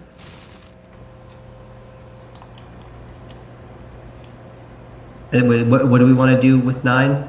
Just get rid of it. No because 9, we don't need Okay. a No 9. 9. Get rid of it because we're using 8 for it. Nine. The less the better.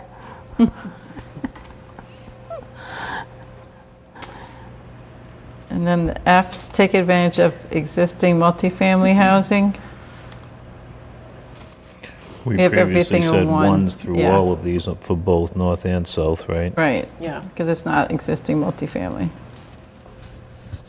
And then site districts in transit and amenity-rich areas. We already talked about why we have the NAs there and these numbers. I think these numbers are all still good. Do you? Mm-hmm. And then do not lose the business use opportunity and encourage mixed use to 5, so the mixed use allowed. Makes sense. The affordable housing potential, 1.1, both 5s, and then the rest are not applicable, right? Yep. And then the potential to handle vehicle traffic, the J.1, two-lane road, both are NA. 4-lane road, both are 5s. Frontage on state roadway, both are 4s. Road identified as traffic hotspot, north is 3 because you can go the other way. And south is What did we say? 1. 1 1. because you're going to get a low score, right? Then both are not applicable on J5 and flood risk, they're both 1s. So really what we have to come back to are at the top on the height, right? So if you added those up, can we do a Where do we sample? go with this, I Yeah. guess, is the next question. If we added it up, what districts, how did the districts score? What we're going to find are trade-offs. We're going to say that, some districts score high in some areas and some score high in other areas. So if you do And then a, it's useful for, I think, as we go about thinking about new districts, that we decide, which of those are most important. Or in some of them, it might be, what's the trade-off if you do this here, you might have to do this there, right? Like lower density someplace, higher density someplace. Or, if it's not 5 acres, you have to combine it with another piece of property so you can get 5 acres. So we're not taking the total number and applying that somewhere. We're still going through the list anyway when we analyze a new district. I think Is that what I'm seeing? Yeah, that's the way I see it. I mean, we can look at the total numbers, but I don't see that's going to tell us, this is the best one and this is not the best one. so we're not scoring it, so I shouldn't be summing, I shouldn't sum it up. I think we're going through criteria. We're evaluating for each criteria. It's somewhere between a 1 and a 5 where it's not applicable. We will end up with a total. We have 7 districts. We really have 10. We have 7 plus 3 others, that are added to it. I think to say that we're not going to come up with a conclusion where the higher the score, the more suitable that district is based on this criteria would be wrong, right? You will. You're gonna, the highest scores are gonna be, they're gonna be the districts that we were able to achieve more successfully the criteria that we outlined. I mean, Right. that'll be the result of it. So just right now, I just totaled up the two, and North has a score of 140, and South has a score of 111. But even if South came in at 200, would we ever put 530 units there? Well, I think one way to think about this is that what I think this scorecard is going to be especially useful for is evaluating new districts, because if you believe that these are all the things that a district should be, you're going to want to create a new district that has the highest possible score, right? I think that the other way to think about it is with these existing districts, and I don't think there's any avoiding, using some of these districts in some form, although you will have to make them a little bit different, maybe a lot of it different, because you can't bring the same article back to town meeting. Ultimately, and I think, Jim, this is the tension that you're experiencing, is you're probably going to find that these existing districts are going to score pretty high, and then how do you reconcile that with, for lack of a better term, the politics of the issue, which we know that people don't want this many units on Granite Ave. So that's where, Jim, I think the kind of subjective analysis comes in with, okay, this analysis gave us a number, but we also know from other forms of data that we have that the number is not consistent with what, is going to fly, with people in town. And so that's where kind of that subjective analysis comes in. Right. So can I just, Okay. do you guys want to come back to, sorry, go ahead. No, I was just going to say, and hopefully we don't need the number of units that require us to, to. Yeah, that's the hope, but unfortunately, we have to hedge and We do a have little to- bit of everything. yeah, we have So to do we plan. just dive into other districts and give it to UTIL and see what it looks like? But I think the criteria is important because. Yeah, I do too. We have to have a logic for picking other places. And if the logic is we want to spread it out more, then we also have to understand, like, we know that there's some, if we add more land area and we're lowering density, we're not going to hit 15 units an acre. So, Yeah, that's where UTIL comes in. Would they tell us that, though? well, we already know it from util's work before. But yeah, they would tell us that. With But- new districts, we don't know it. Like a deep look at Fuller Village or a deep look at the DPW yard in Milton, our DPW yard, or just other areas. Well, these were looked at before, and that's what we learned before, Jim. But I think it's. Yep. But the DPW they can't do because the town hasn't declared it surplus. But I think running through all that to kind of refresh what we've already looked at will be important at some point. But this idea, I think, and Tim, I mean, you can maybe if you want to add or explain differently than I have, but at some point, we're still going to need to average out to 15 units an acre for the rapid transit one, right? Mm-hmm. The problem that we were having is some districts, the land areas was too high, which was driving the density down. Yeah, I get it. Right, Tim? So, That's correct. yeah. get So, I think that's just going to be our challenge still, just like it was So before. you're saying we're going to look at the same districts and just adjust the density in different districts, or? Oh, no, I think, one way to think about it is we might have to replace districts that have comparable land area, because I don't think we can just add land and lower density and still hit 15, that from what we did before. But I think it's useful to understand, because when we say, like, take a district away and add a district, we need to score that district against something too, right? So that when the public, is looking at why did you pick that district, we can go and explain how we arrived at everything. And it wouldn't just be because we picked it out of, just a random idea. It has a logic behind it. What would be helpful also is to look at what towns of the rapid transit the state has approved. So the towns have submitted their plans and the state has approved them. I think Brookline, they've approved, Newton, they've approved. And it would be interesting to see, of those towns, like Brookline, look at their net new compared to what the state told them they needed to be built. So I believe if you looked at You mean zone 4? zone 4, what they needed to be zoned for.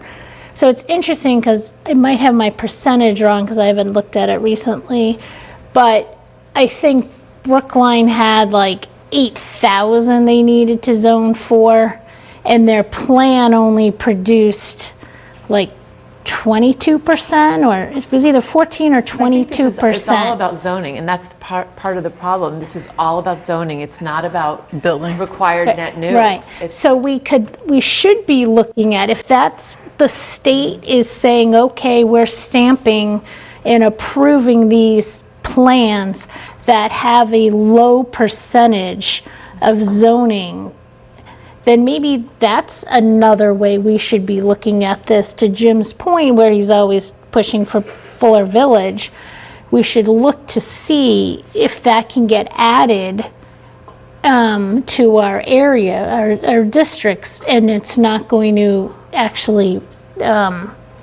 get built. Paper So, compliance. yeah, we can be paper compliance because that's what these other towns are doing, and they're getting approved by the state. So why should we be reinventing the wheel a little bit? Well, we can talk about that when we come to new districts. What I would suggest, could we, because I think it will be much easier to move through, I was going to say Milton Station. Do we want to do one more district? Do we have, though, as we do Milton Station, do we have an agreement how we're scoring these on this number one? Are we going to just kind of keep that one, or A rather? Are we going to come back to A for all of them? Because we kind of just Yeah. highlighted A. I think this What are will we be looking much at? easier. I think 4, we could do 5, A and- in this one, on Milton Station East. So you're saying A4 and A5 we're looking at? Okay, so Milton Station, I think it's much you'd want to do east or west? east. I'm just sort of, because we're starting from east moving west, so I thought this would be the next. All right, so Milton Station East allows 6 stories, and that's what 88 Wharf is. So I gotta But we only have one Milton Station here. Yeah, Sorry. Do you want yeah. to add I don't know where it is. do you want to add a column? Just draw a line down the middle. Draw a line down the middle, right? Okay. Okay, because I have You have 2 on your, the Milton Station East, and then I have the There's bridge. bridge, and then Milton there's Station west. And I think they are all distinctive.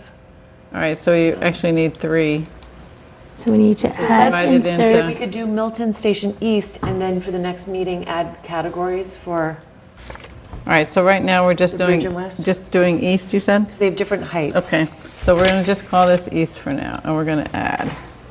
And then we'll get this spreadsheet at the end of the Updated. Yeah. night, right? Yeah, we can get it Updated updated. or We'll get a tomorrow or snap one. something? Yeah. Okay, great. Because I think they're distinctly different in different heights. So, All right, so we're doing east. Yep. So east, Extra space storage, 88 Wharf, and the Muscle and Flow mill building. Extra you sure that's space. not bridge? Nope, Milton Hill House is bridge. Okay.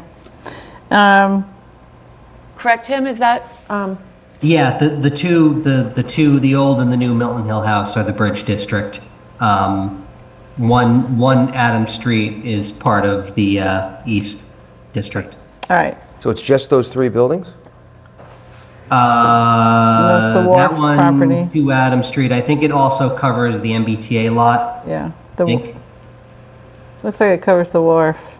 All right, so that allows 6 stories, 75 feet, 40 units an acre, So I'll give that a 5. and 40% open space. So height, we're giving it a 5. All the way down? Wait, let's see, 5, 5, 5. Allowed typology is comparable to existing. Well, you know what? This allows I would mixed say allowed height is comparable to existing in other parts of town. This is That's actually actually- much higher than other parts of town. I mean, not much higher, but the 6 stories is the highest. Most are 4 stories. So give it a 3 then? Or You want to be 4 sort of 3 or neutral that 4. way. Yeah, okay. And then I think then you'd have to do size the same thing, a 3, because the height's allowing you a certain size. Okay. The typology is comparable to existing in terms of mixed use, right? So, or is this the mixed use mandatory? I think so. Yeah. Yes. So then it gets the Yeah. 5. The open space, I'd say it gets the 5. And there's not significant tree coverage, which gets a 5. I would agree. So we have 2 3s and the rest 5s.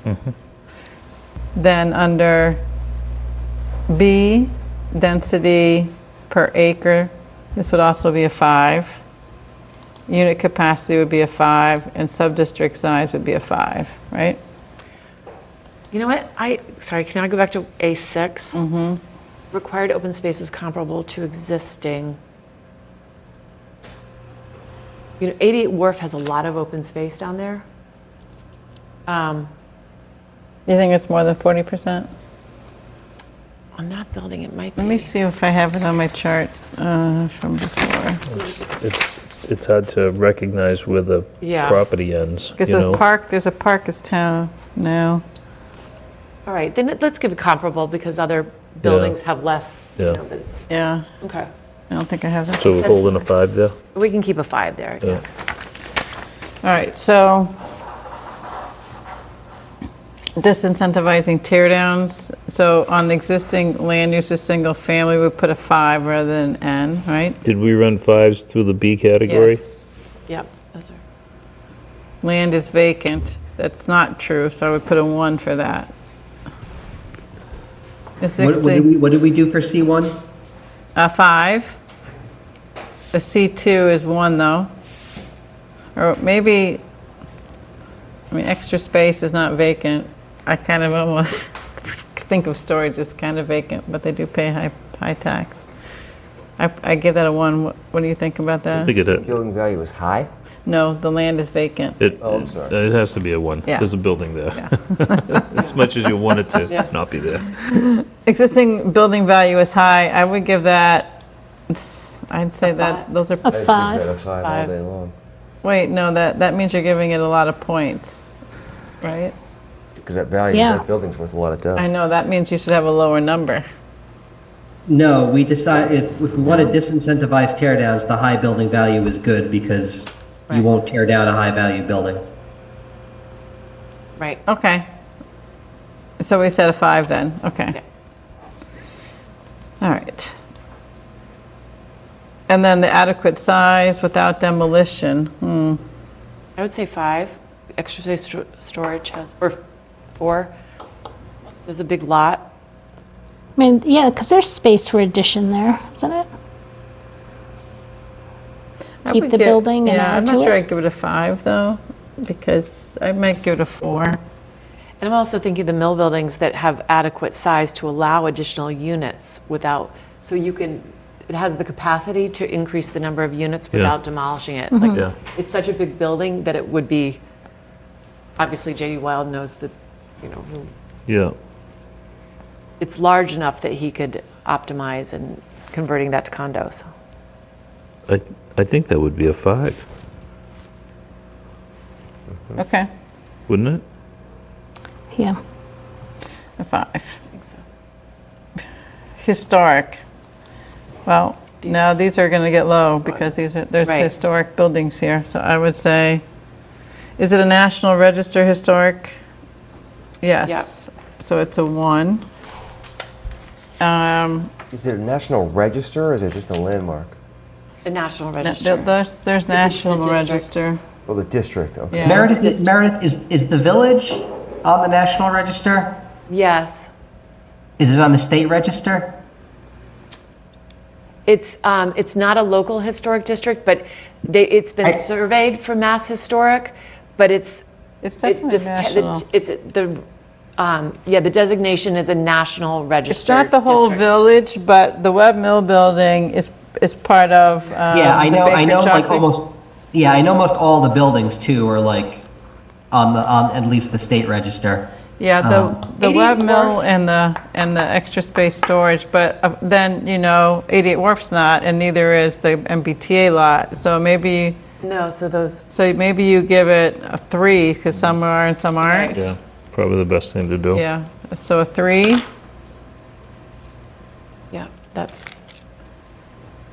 And we don't have, I just think on the local historic, this was just in case we got one approved by now. So I just don't think that gets anything. Although we put it 3. But we gave scores on We gave Granite Ave. scores on the other, so give a 5 here too, to be consistent, yeah.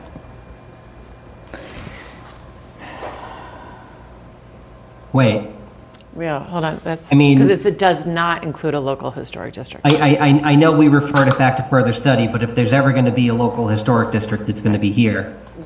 So, it's not there today, but there's All right, likely let's to give be it a good 1. tomorrow.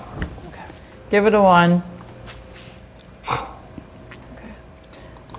And then the existing land use is non-residential. That's mixed here. Some of it is non-residential and some of it is residential. Some of it's mixed use. So what do we score that? 3? 4? I'd say 4. Most of it's non-residential.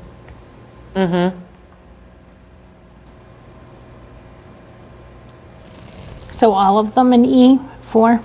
No. No, just the last one. Can I make a recommendation just to make this a little easier?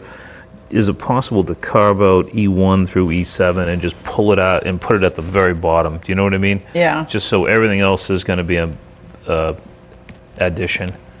Yeah, Yeah. just, I'd say for now, if everybody can just highlight E8 Yeah. as being the numerical one. That's the until we only do one. that. Yeah. Yeah, The rest of it is just data. yeah.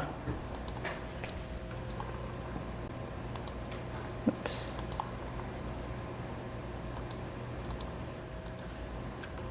And so what's E8?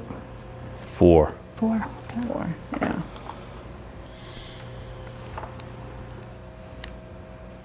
So take advantage of multifamily housing.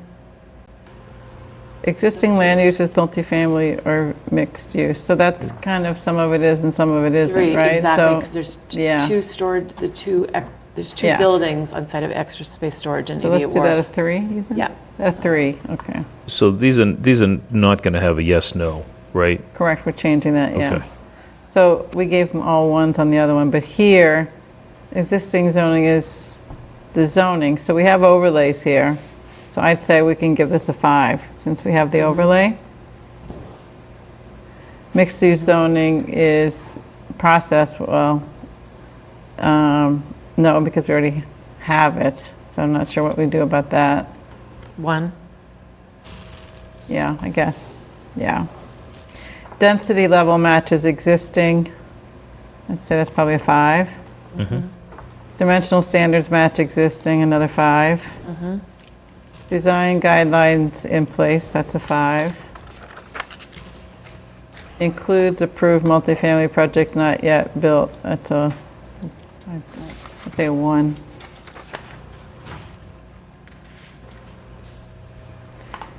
Access to trolley within a half mile, that's a 5. Then NA. NA. And the bus line. Is there a bus line that runs there too, Tim? Yeah, you can pick up the 240 on the Dorchester side. Okay, 5 then. Wait, but not on the Milton side. That's okay. Yeah, but you can walk across the bridge. Within a half a mile. We're taking advantage of being able to walk into Dorchester too. From here? I mean, it's kind Oh, of, you know, going, oh, depending. we're here. Crossing the river. So we're crossing, yeah, okay. Just Yeah. crossing Yeah, the river to yep. get the bus. I mean, I'm sorry. I might give that a 4 rather than a 5, just because Okay. it's a little bit of a hike. Okay, No, 4. that's- Bike path is definitely a 5. Right It's there, yeah. So I'm sorry, we were on the bus, we were a 4? Bus we're on a 4. Yeah, Bike path, 5. yeah. Sidewalks are 5. 5, yeah. School within a half mile, that's not true. That'd be a 1. So that's a 1. Amenities is a 5. Mm-hmm. And then within a mile, we have them within a half a mile, so I don't know, how do we do that one?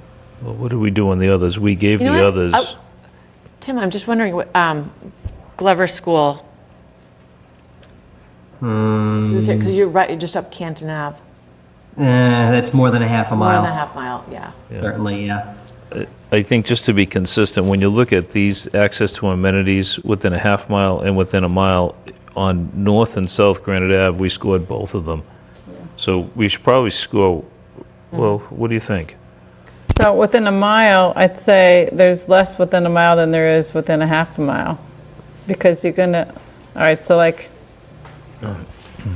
Thoughts? I don't know, like, I guess how do you read it? I mean, it doesn't seem like you could give it a 5 for the within a half mile and then also 5 within a mile, would you? I mean, No. Because Well, I was what are thinking- you adding with that extra half a mile? Nothing. Yeah. Well, if you go into Dorchester, go up Dot Ave.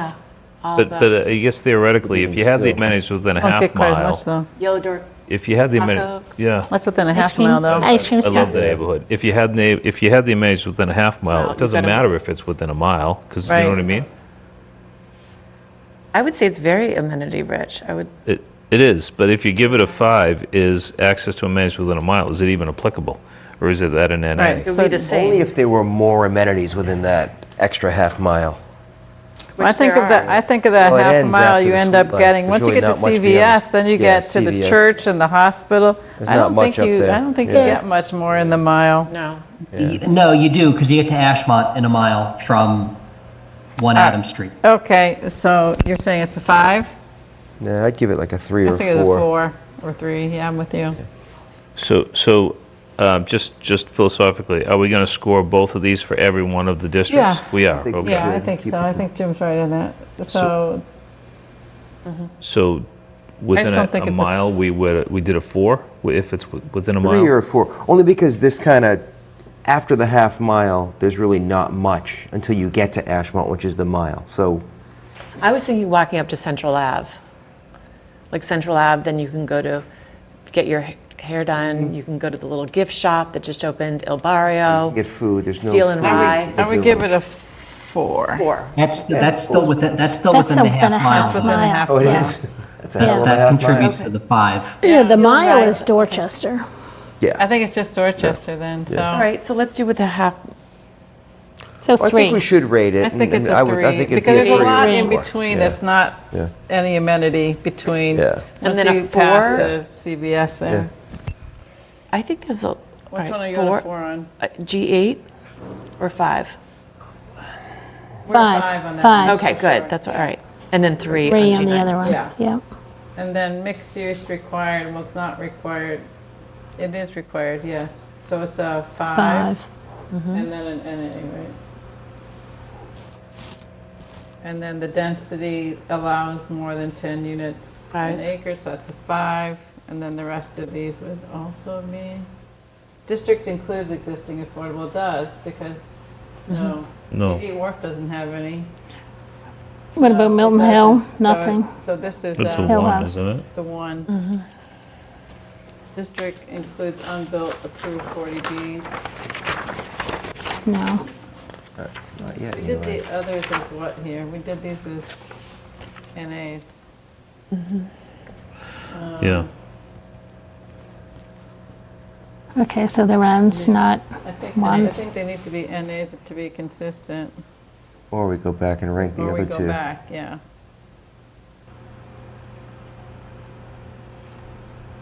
Potential to handle traffic. That's. It does. The parcel frontage is on a 2-lane road.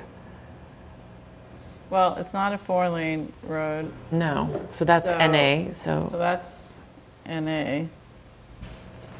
but it's not well equipped to handle a lot of I traffic. don't think it's would- well equipped to handle a lot of traffic. Yeah, I would say 3. It's really narrow, tight. Yeah. Parcel frontage is not on the state roadway, so that's 1. 1. I don't remember about the hot spots here. I would say this backs up. It definitely backs up. And Backs there up are pretty And good. Adam Street is definitely a hot spot in the morning. Canton Ave, Randolph Ave. There That's a are one. traffic studies that were done in the zoning for, and some of the recommendations had to do with the signals, but, so, I guess in some ways that's a benefit, right? That we already know about some improvements that should be made here. So we could give it some number. I would say 3 maybe. On Yeah, I agree, no more than 3. Which one is that? that. J5.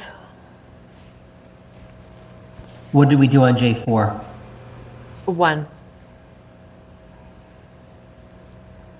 And then J5, we're going to do a 3 or a 4? A 3. 3. And then I would think that these are also flood area. There is a, Yeah, I would think both the next Potential. these are ones. although extra space, I think it's not, probably, Tim, can you pull that up as extra space in the flood 88 zone? Wharf is really the primary and the parking lot there? I can't imagine they're not, but maybe extra space gets high enough. But Webb Mill is low, it's right back at the river. What did we do on J1? 3. Three.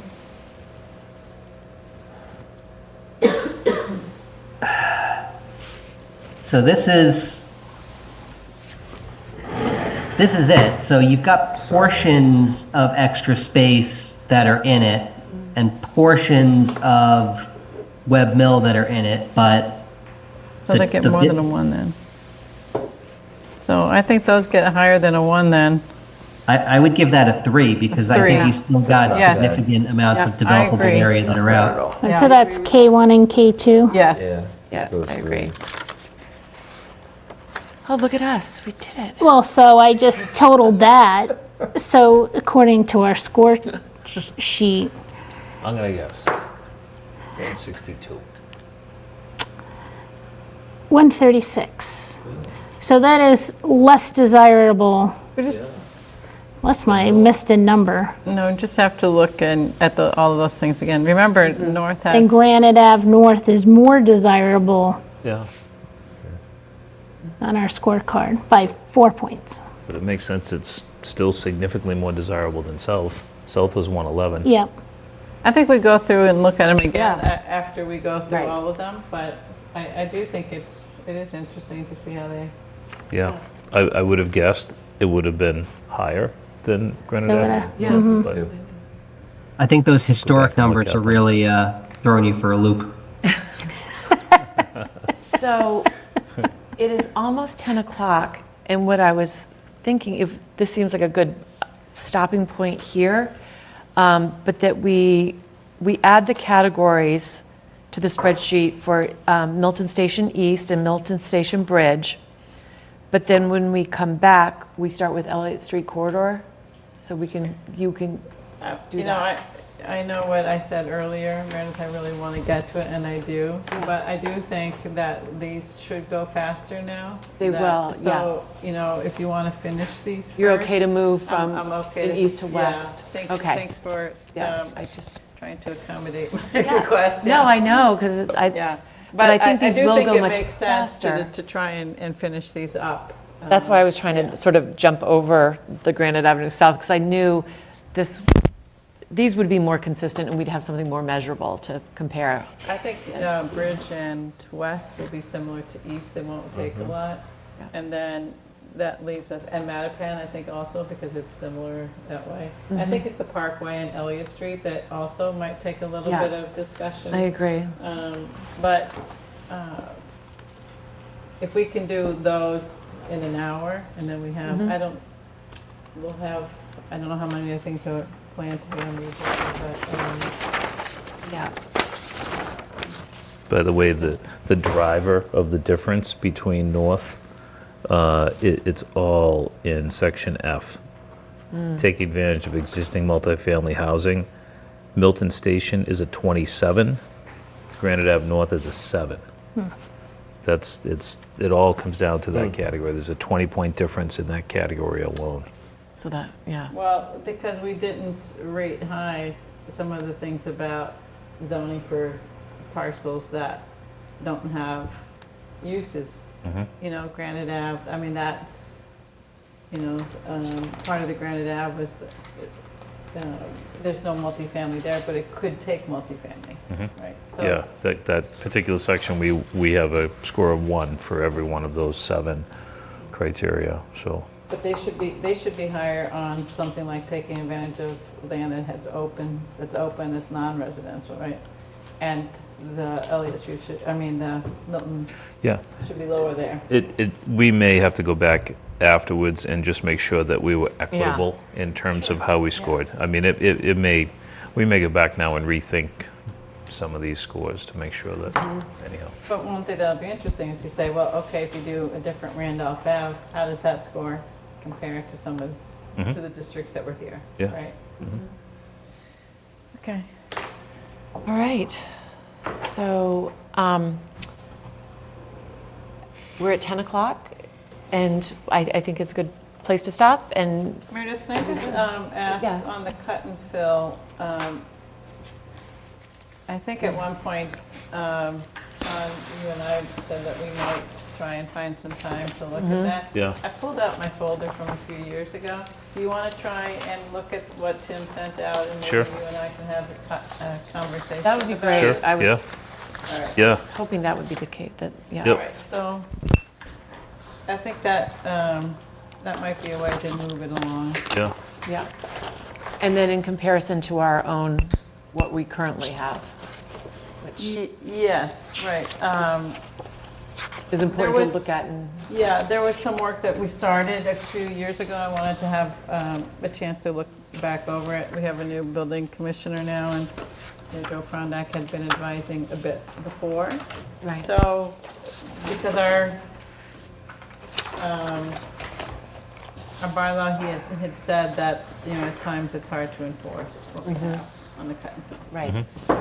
Yeah, this Tim noted this in his notes, but I think that alternatives analysis is really interesting.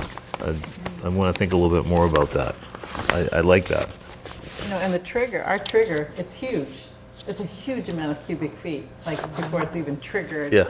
to have to Yeah. do a permit for Yeah, it. yeah. So I think that's something to think about too. The 1,000 yards, you mean? Yeah. Yeah. You think bringing it to a lower? Yeah. Yeah. Is a threshold. It's it's good to understand what 1,000 yards is. I 'cause modeled it out from Yeah. my own understanding. Yeah. It's like, whoa, that's a lot of earth. I mean, I three-dimensionally modeled that, I meant. Yep. Okay. Yeah, so if we could do that. Yeah, I think that's great. Well, the other thing I thought it was odd, they had sound in their, Yeah. and sound is regulated by the Board of Health. So it's interesting that they have that in here. Well, you got all of section 7 though. I mean Yeah. that Yeah. was Yeah. you don't need all. No, of no, that. no, but that's under earth removal and fill. One of the, under their Definition. definitions. Yeah. So I thought that was Well, kind of if you- interesting. Like blasting is something that's come up before in terms of noise and vibration. I have to look at that Yeah, again. but that's still under Board of Health, not okay. Yeah. like the nuisance, sound nuisance. Okay. Because its Central Ave has been unbelievable. Well, Yeah. yeah, everywhere. It's like, That, I feel so badly for the neighbors. I Yeah. still feel like that subdivision off of Pleasant. It's like, anyway, And that went on for a long time. that particular That neighbor earthwork on on the front Pleasant there, there was a neighbor that came. So if you're going in, the first new one on the left, the neighbor on that side there came to all the meetings and very concerned about the construction impacts. And, it met on paper requirements for a subdivision, and you don't even get to see the detailed layouts, the grading plans for all of the lots and the houses because it's just a subdivision. But, yeah. It was, yeah. So I'd like, if we be able to give the building commissioner something to work with even when it's beyond ours, like so that the trigger on the cut and fill was not just special permit, but Yeah. because some of these things, like on Central and on off of Pleasant, those wouldn't have been triggered by anything else Right. other than the cut and fill bylaw. Yeah. Yeah. That would be great. So it seems like us adopting that subdivision wasn't really a good thing for us to adopt, But is it? we had no criteria by which not to approve it. Yeah, you because don't didn't get we the- adopt the as a town? Oh. Didn't Sean Reardon say whatever that, back in 2010 or whatever, the town adopted the subdivision control law Oh, no. this or is- something? I think that would have been much longer ago. Or what, yeah. But it seems like that's maybe adopting that wasn't such a great thing. Well, I think that, You have to have a way to subdivide land. Yeah. And it gave requirements that when somebody would do that, yeah. I just think that, you know, when you have such little land left, people taking the sites that are sort of the hardest to do something with and still doing something with them, and it means some pretty disruptive kinds of site work. Okay. Well, thank you all. And if that is everything, we can entertain a motion to adjourn. Make a motion to adjourn? Second? Second. All in favor? Aye. Thank you all. Good night. Good night.